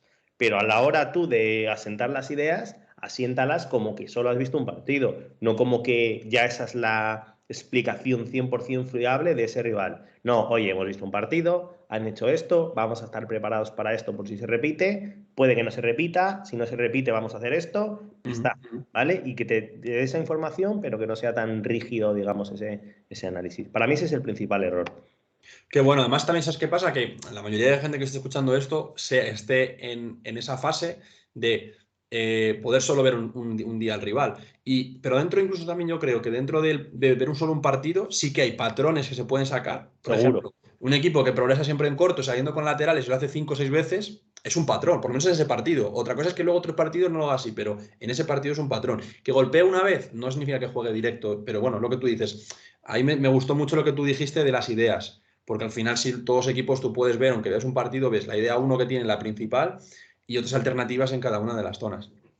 Sí, y lo que dices es verdad. O sea, yo creo que en un partido se detectan muchos patrones, ¿eh? Y es verdad que eres capaz de entender cómo juega el rival solo con un partido. Quizás no puedes ir a mucho detalle, pero yo creo que la idea general del rival la puedes coger perfectamente con un partido. También tienes que ver el tipo de partido que estás viendo, contra quién está jugando, dónde están jugando, porque no es lo mismo que jueguen contra el líder que contra el último, que, bueno, pues eso lo tienes que tener en cuenta. Pero sí, en ese caso valdría perfectamente. Y luego hay otro error que para mí cometen mucho los analistas, y es que muchas veces nos enfocamos demasiado en las herramientas, en el software, y dejamos de lado el fútbol, las ideas, el resumir, como habíamos dicho antes. Muchas veces el analista parece que es el cortador. Es el cortador y cojo software y pinto y edito con 200 flechas, con 200 focos, con círculos, con todo, y nos olvidamos del hecho de transmitir las ideas. Entonces yo creo que el software es el medio con el que yo hago las cosas, pero no es el fin. El fin es la idea. Tenemos que trabajar, enfocarnos sobre la idea. El software nos ayuda a que nosotros desarrollemos nuestro trabajo mucho más rápido, a que lo tengamos más organizado, a que podamos transmitir esa idea mucho mejor, pero no hace falta que nos volvamos locos con las herramientas. O sea, hay veces que yo he visto canalistas que están aprendiendo primero Nagsport y luego Sportscode y luego Longomatch y luego, no, si es lo mismo, o sea, no, olvídate de las herramientas y de estar, ¿te funciona esta? Pues trabaja con esta y focalízate en otras cosas. Yo creo que eso es un error que solemos cometer al principio normalmente. A mí me pasó, por ejemplo. Muy bien, muy buenísimo, la verdad. Ahora te quiero preguntar, ¿qué herramientas usas tú, tanto para el tema de datos como para el tema de cortes y demás? Yo uso normalmente, siempre, bueno, he probado durante el tiempo que he hecho de analista, he probado prácticamente todas, te diría. La que más he utilizado es Nagsport, porque Nagsport tiene desde versiones para todas las categorías hasta versiones élite y que equipos en primera división en España, o sea, Nagsport, o sea, en todos los niveles. Además, es yo la que enseño en Objetivo Analista, en mis cursos, y la verdad es que la recomiendo. Y luego la gente de Nagsport hay una cosa que es diferencial para mí, que es el soporte que te dan. Que cuando tienes un problema están ahí y yo creo que eso es clave. Y entonces yo esa la recomiendo mucho a la gente. Y luego yo en los últimos equipos también he usado Sportscode, que también va muy bien. Es de Hadel. Lo que pasa es que vale mucho, mucho más dinero que Nagsport. Entonces, si los equipos te proporcionan la herramienta, como es mi caso en Real Madrid o aquí en Chipre, pues genial, porque la herramienta también va muy bien, funciona muy bien. Entonces, esas son las dos con las que yo trabajo. Luego a la hora de pintar, yo lo llamo pintar y colorear, lo llamo yo de broma, digo, esto es pintar y colorear. Uso ClipDraw, que está vinculada con NAC Sport cuando trabajo con NAC Sport, y cuando trabajo con Sports Code uso Hadel Studio, que es otra herramienta también que se vincula. Normalmente ya la línea es que todos los software de videoanálisis tienen detrás una herramienta de edición de vídeo que se integra. Entonces eso es interesante porque no tienes que trabajo con NAC Sport, me lo exporto, me lo llevo a no sé qué programa del Mac, exporto allí, o sea, te quitas todo ese lío. Si intentas trabajar con una herramienta integrada con el software de videoanálisis, pues es todo mucho más rápido, mucho más sencillo. Eso respecto de, pues eso, de videoanálisis. Luego para datos, yo suelo trabajar con Power BI. Es la que más me gusta. No, porque al final yo creo que se adapta mucho. ¿Sabes? Yo tengo un background de ingeniero, puedo programar y demás, pero aún así tampoco me pongo con código mucho. Y Power BI es una herramienta que es para todo el mundo. Todo el mundo sin ser informático, sin tener conocimientos técnicos, puede aprender Power BI de manera bastante sencilla y te permite al final tener tus datos organizados, automatizarlos, cargarlos ahí y poder trabajar con ellos. Entonces, eso es un poco lo que nosotros usamos. Te iba a preguntar ahora, y lo quiero lanzar porque son dos preguntas que te las voy a hacer en una. Tenéis, primero, para mí los datos, que como ya hemos hablado anteriormente con algunos compañeros que han venido por el podcast, son muy importantes. Te dan muchísima información que muchas veces el ojo no detecta, que hay que contextualizar, por supuesto, pero que muchas veces no la tienes tan a mano. ¿El dato lo usáis en los informes que tú presentas o tenéis una figura? Y aquí te quiero enlazar la otra pregunta. ¿Tenéis figuras que sean los analistas de datos o analistas de rendimiento dentro del club que os proporcionan eso y se trabajan contigo? Nosotros en este club no tenemos una figura específica de datos. Sí que tenemos una persona que se está dedicando más al dato a la hora del rendimiento físico, con GPS y demás. Pero con dato técnico-táctico no. Me estoy encargando yo. Para mí lo ideal es que haya un especialista de datos. Sobre todo porque el dato requiere bastante tiempo, en realidad. No es una cosa que puedas... Bueno, un trabajo secundario, requiere bastante tiempo. Entonces, para mí la figura es que lo ideal es que esté esta figura. Nosotros en este equipo no la tenemos. Entonces me suelo encargar yo. Y por desgracia, este año no he podido entrar en el dato todo lo que a mí me hubiese gustado, porque al final hemos tenido 3 competiciones europeas, entonces el día a día nos ha comido en muchos momentos. Pero aún así sí que lo utilizamos. ¿Cómo lo utilizamos? Normalmente de uso interno. Vale, te voy a contar 2 cosas que son, por ejemplo, que hemos usado que son muy interesantes. Normalmente es de uso interno, es para nosotros, incluso para mí, diría. Y yo de ahí hago ese filtro para el entrenador. Si detecto algo que es útil. O sea, no le paso datos al entrenador. No, fíjate esto. No, yo simplemente si detecto de ese informe de datos, de ese análisis de datos, algo útil, se lo paso al entrenador. Y ahí decidimos si lo mostramos a los jugadores. Hay veces que el dato es tan potente y potencia tanto nuestra idea del modelo o una idea del análisis de rival que lo ponemos en el vídeo. Pero a lo mejor es un dato en concreto, una cosa en concreta y la ponemos en el vídeo. O sea, normalmente lo usamos para potenciar algo que ya estamos diciendo o que ya estamos hablando de ello. Eso sí que lo utilizamos y nos ayuda bastante. Por ejemplo, hace poco hicimos también un análisis de cómo estábamos haciendo evaluaciones del modelo, viendo realmente si nuestro modelo era efectivo o no. Bueno, intentar pues mejorar y ver de qué manera. Al final el gol no es lo más importante, pero el gol marca la diferencia.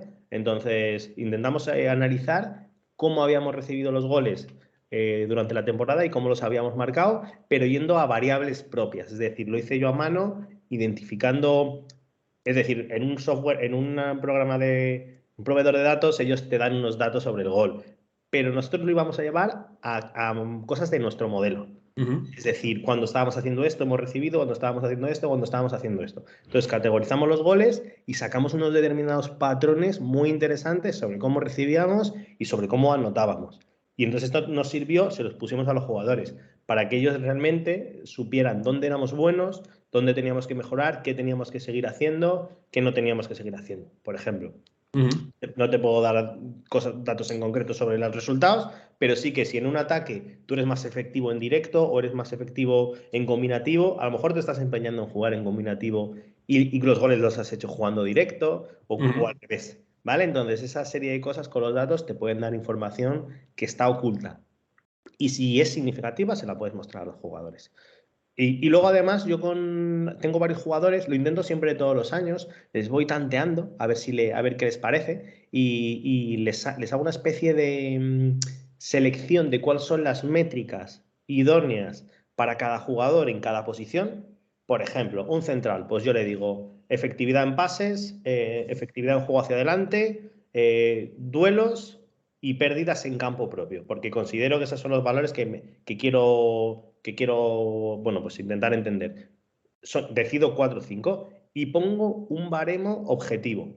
Le digo a los centrales, pérdidas en campo propio, máxima 1 por partido. Pérdidas hacia adelante, puedes tener más, porque si es para arriesgar, no hay problema. Pero en campo propio, 1. Duelos, tenemos que estar por encima de 83 en duelos defensivos, o 60 y lo que sea. Entonces le pongo unas referencias y se lo enseño. Y entonces, de alguna manera, les pico para que estén intentando, por un lado, ya poner el foco en esas referencias que son importantes para nuestro modelo, y les pico para que cuando acaban los partidos, ellos ya vienen, oye, Dani, ¿cómo ha sido este partido? Entonces, les voy tanteando, hay jugadores que les da un poco más igual y hay jugadores que realmente se pican con eso.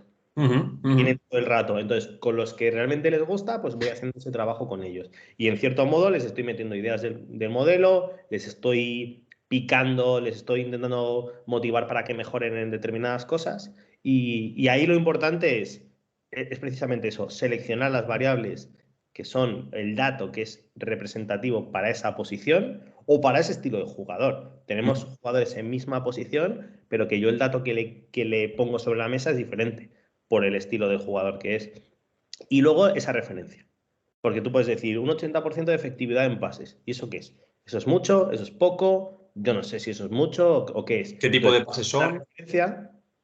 Digo que no es lo mismo un pases hacia horizontal que vertical. Por supuesto. Y la posición y el tipo de partido. Entonces yo les pongo una referencia que lo que hago es que me voy a los jugadores élite de la liga, cojo analizo cuál es la media de esos jugadores en esa variable en concreto y lo que hago es que establezco un objetivo. Es decir, oye, tú tienes que estar en este nivel. Entonces, si los jugadores de tu posición, de la media de los equipos que están arriba, tienen estos valores, tú tienes que estar en estos valores, mínimo. Entonces, bueno, de alguna manera, al final tiene muchos matices, pero bueno, de alguna manera ya les estás poniendo un objetivo realista y les ayuda a ellos a entender cuando vean su información, sus datos, si están llegando a esos objetivos o no. Luego cada partido es diferente, por supuesto, y hay veces que no llegan y decimos, no, pues verdad es que este equipo nos ha presionado muy alto, hemos tenido que lanzar, tal, lo que sea, pues bueno, claro. No pasa nada. O sea, que evaluamos, no simplemente le doy el número, sino que luego me siento con ellos y vemos si ha tenido sentido o no ha tenido sentido.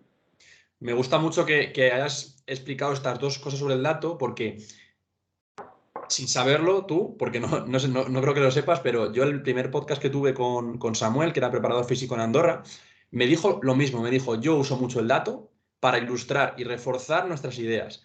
Reforzar que el trabajo que hacemos de cara al jugador, es decir, oye, mira, cuando hacemos esto, somos efectivos. Cuando estamos en esta velocidad, o en ese caso él que es preparador físico, estamos en este rango de velocidad, rango de resistencia, rango de lo que sea, tú eres más efectivo. Y también lo que tú has dicho, y lo mismo, para picarles, para intentar que se vayan superando. Hace 3 meses tenías este pico de salto, ahora quiero que tengas este. En este caso es otro, no es tanto físico, sino que es más táctico, o más de duelo, más de técnico. Pero me gusta mucho que les has dicho porque refuerza y enlaza muy bien. Y luego, lo otro, el dato como herramienta de medición de rendimiento, que también se usa mucho, tendremos ojeadores más adelante, ojeadores profesionales en el podcast, que ya tengo 2 que van a venir, y yo que me dedico un poco también al tema de scouting, es que es muy importante, o sea, y lo que tú has dicho, poner unas métricas para cada posición y unos valores a tener en cuenta en cada posición para saber si realmente, de acuerdo con tu modelo o lo que tú piensas que son datos buenos, el jugador está rindiendo a un nivel por encima, por debajo de la media. O sea que para mí usas el dato fenomenal. A lo mejor os haría falta una figura, ¿no?, de analista, como tú comunicabas, porque es muy, muy, muy extenso, pero me gusta mucho oír eso. Lo quiero enlazar, Dani, con lo del tema del scouting. Vosotros allí, bueno, sí, sé que que el análisis táctico es una cosa y el scouting es otra cosa, pero tú en este caso, al tener un club que a lo mejor no es como aquí en Primera División con esta estructura tan grande, ¿participas en funciones de scouting o no? Normalmente no, normalmente tenemos un director deportivo que es el que se encarga de todo esto. Es cierto que él de vez en cuando se apoya en nuestros, o sea, nos pide una segunda opinión. Es Claro. decir, sí que el director deportivo es el que se encarga de esto, el que toma las decisiones, el que controla todo, pero sí que nosotros de vez en cuando, oye, echad un vistazo a este jugador y me decís algo. Y sí que nos van enviando, digamos que intentamos dar ese soporte a la dirección deportiva si la dirección deportiva lo necesita, pero no estamos en el día a día involucrados con eso, sino simplemente estamos ahí. Si necesitan de nuestra ayuda, de mi ayuda en este caso en concreto, segundo entrenador también lo hace, pues nosotros les damos ese soporte. Es que al final, yo siempre lo he dicho, yo si tuviera, si fuera director deportivo, hablaría muchísimo con los analistas porque son de los que más fútbol ven. Es verdad que ellos se fijan en otras cosas, no tanto en el jugador individual, pero resaltan jugadores y ven, o sea, soy de los que más fútbol veis, con lo cual tiene sentido para mí también. Sí, Eh, sí, podemos echar una mano, yo creo. Sí, totalmente, vamos. Y muchas veces más que los scouts propios, de hecho, porque veréis mucho más fútbol. Ahora ya para ir terminando, Dani, me gustaría plantearte dos debates para que tú que suelen suceder en el rol de analista, para que tú nos comentes, bueno, de qué lado estás más o menos o cuál es tu impresión sobre eso. Por un lado, el número de fases del juego que hay. Has hablado de que, bueno, hay 4 o 5 fases, pero bueno, ¿cuántas hay? Porque hay gente que lo divide en 2, hay gente que lo divide en 4, 5. Para ti, ¿cuánto es lo ideal?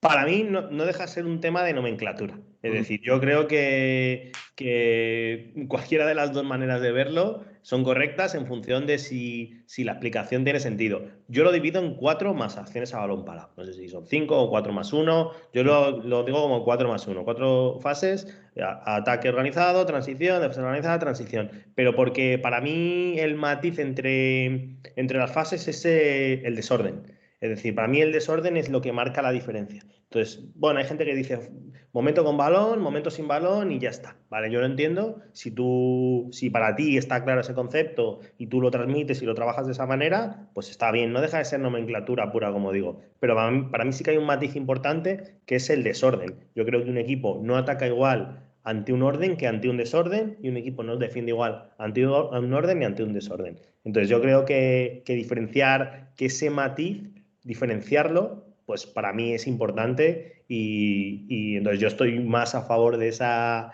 vieja escuela, digamos, por decirlo de alguna manera, de esas 4 fases más acciones a balón parado. Pero lo digo, a mí no me gusta mucho meterme en el tema de nomenclatura. Creo que ahora en el fútbol pues vamos mucho hacia nuevos conceptos y nuevas palabras para intentar diferenciarnos en cierto modo, pero que al final estamos hablando de lo mismo. Entonces yo creo mucho en la simplicidad, siempre lo digo, quizá por esa versión mía de analista de intentar simplificar las cosas, y creo que cuanto más sencillo lo hagamos, mucho mejor. Entonces, para mí, 4 fases, más acciones a balón parado. Yo ahí te digo que estoy totalmente de acuerdo contigo porque la clave es lo que has dicho para mí, el desorden. Que el desorden es la mayoría de goles, tanto que recibes como, o sea, como que haces como que recibes, vienen del desorden para mí. Y más que diferenciar incluso, fíjate, lo de con balón o sin balón, diría yo, desorden y orden. Momentos ordenados de rival y propios y momentos desordenados de... Pues casi sí. Y además yo te voy a decir una cosa, es que realmente la mayoría de los goles que los haces en desorden, es decir, no los haces atacando, los haces defendiendo. O sea, que eso es una cosa que también hay que valorar, es decir, no atacar porque tengo el balón, no, pero es que realmente los goles que haces los haces partiendo de una situación defensiva, organizada, para luego atacar un desorden. En esa transición, la mayoría de los goles en fútbol son transiciones. Entonces, quizá más que, bueno, pues eso, trabajar el orden y el desorden bueno, tendría más sentido. Pero ya te digo, nomenclatura, si tu concepto, yo estoy a favor de que cada uno lo llame como quiera. Si tu concepto, o sea, no me gusta entrar como en debates de estos de, no, porque yo creo que es así, no, porque dos. Si tú esas 2 fases las tienes bien categorizadas y bien y con sentido en tu cabeza y las trabajas de tal manera, pues ya está. ¿Y cómo de importante crees que ese lenguaje, que me imagino que será interno del cuerpo técnico, se explique y se traslade y que los jugadores o jugadoras lo adapten? Yo creo que ahí hay que tener cuidado, porque hay veces que es verdad, o sea, es verdad que hay que tener un mensaje único propio, intentar llevarlo al equipo, a los jugadores. Pero hay que tener en cuenta que, y de la misma manera, y sobre mi mismo argumento, hay que intentar ir hacia lo simple. Entonces, es verdad que hay veces que yo he oído, no, porque hablamos de este concepto, que es un concepto complicado, y se lo transmitimos a los jugadores. pero yo no sé si les estamos ayudando, si se lo estamos complicando, si lo están entendiendo realmente. Entonces creo que hay que tener cuidado, hay que trasladar ese lenguaje propio, ese diccionario propio a los futbolistas, pero también partiendo de la simplicidad, porque vale, yo me puedo sacar 20 conceptos sobre la mesa que le quiero decir a mis jugadores, pero ¿lo van a entender? O sea, ¿lo van a entender o no lo van a entender? ¿O cómo lo vamos a hacer? Yo abogo porque tú tienes tu lenguaje en el staff y a los jugadores se lo simplificas. Y vas a lo sencillo. Y da igual bueno, o sea, puedes tener determinadas cosas, pero da igual o sea, si al final estás hablando de lo mismo. O sea, estás hablando de lo mismo, lo único que lo transmites de manera diferente. Y yo entiendo que en un foro de expertos puedes usar un lenguaje mucho más complejo y ir más al detalle, ir más a matices y que esto se llama de una manera y esto se llama de otra por determinados matices, pero porque estás en un foro de expertos. Pero si estás en un foro de futbolistas donde hay gente que le cuestan entender las cosas, a lo mejor tienes futbolistas muy listos, pero hay otra gente que no. Entonces tienes que ir a un lenguaje donde todos sean capaces de entenderlo. Entonces yo voy más hacia ese tipo de cosas. Si tú, en tu capacidad de adaptación, estás cómodo en un foro experto, pero también haces que ese conocimiento llegue de manera sencilla a todos los futbolistas por igual, pues yo creo que estarás siendo un mejor profesional. Muy bien, me gusta escuchar tu opinión. Hablamos con Pablo en el episodio 2, hablamos con Pablo y ellos tienen un lenguaje, pero un diccionario entero de palabras muy simples, yo qué sé, goma, vértice, base, muralla, y son posicionamientos o son a lo mejor, por ejemplo, goma me contaba Pablo que era cuando cuando hacían una transición, llegaban a zona 2 o zona 3, el rival se organizaba y volver otra vez ellos con balón a zona 1. Que, bueno, a lo mejor eso un entrenador normal lo expresa, reinicio, zona 1. Bueno, ellos lo llamaban goma. Y goma era muy sencillo para los jugadores saber que cuando dicen goma, tienen que volver el balón a central. Y yo creo que, fíjate, me gustó mucho esa idea que él planteaba y va en consonancia con lo que tú estás comentando. Luego, Dani, ya la última pregunta que a mí me queda y el otro debate que quería plantear es el tema del porcentaje, o sea, la importancia que le dais al rival. ¿Qué porcentaje crees tú, porque eso ya supongo que cada entrenador será distinto, de importancia le dais al rival o al modelo propio? Bueno, hablar de porcentajes es complicado, pero yo creo, para mí, te lo voy a contar un poco de manera general. Para mí, el rival tiene mucha importancia, pero es mucho más importante el modelo. Y lo que haces realmente respecto del rival, hay veces que caemos mucho en, no, estamos trabajando demasiado sobre el rival, nos enfocamos en el rival y nos tenemos que enfocar en nosotros. Pero realmente yo no lo veo así. Yo lo que veo es que tú estás conociendo al rival y exponiendo al rival para trabajar las cosas de tu modelo que mejor vayan a funcionar respecto del rival. Pero estás trabajando tu modelo y tu modelo es lo más importante para mí es donde tienes que poner el foco. Pero eso no significa que tu modelo no es un modelo fijo donde siempre haces lo mismo. Los modelos de juego, desde mi punto de vista, son alternativas de juego en función de lo que se encuentran. Es decir, para mí un modelo no es jugar corto o jugar largo. Para mí un modelo de juego es juego corto cuando ocurre esto, juego largo cuando ocurre esto otro. Entonces, pero es el mismo modelo con diferentes alternativas. Entonces yo creo que al final lo que haces es, si este rival se comporta de esta manera, utilizo esta parte de mi modelo que me viene bien, y si este rival se comporta de otra manera, utilizo esta otra parte del modelo que me viene bien. Entonces, ¿que estás trabajando sobre el rival? Sí, estás trabajando sobre el rival, pero que realmente lo que estás haciendo es poniendo sobre la mesa las partes de tu equipo propio, de tu modelo propio, que mejor te vienen para ese partido. ¿Qué porcentaje es o no es? Bueno, pues no te sabría decir en porcentaje de importancia. Yo creo que esto es una unión de las dos cosas, pero para mí, si tengo que decir algo, creo que el equipo propio es clave, pero un equipo propio variable, flexible y con capacidad de adaptación a lo que los rivales te proponen. Qué bueno. Me gusta mucho ese matiz que has dado, la verdad. Luego, antes me acaba de surgir otra última duda. ¿Le dais importancia al sistema del equipo? ¿Al posicionamiento, que para mí es el posicionamiento inicial, que luego, lógicamente, es la zona del campo que ocupan, pero los extremos pueden tener 1000 maneras de interpretar el juego y de comportarse, por ejemplo?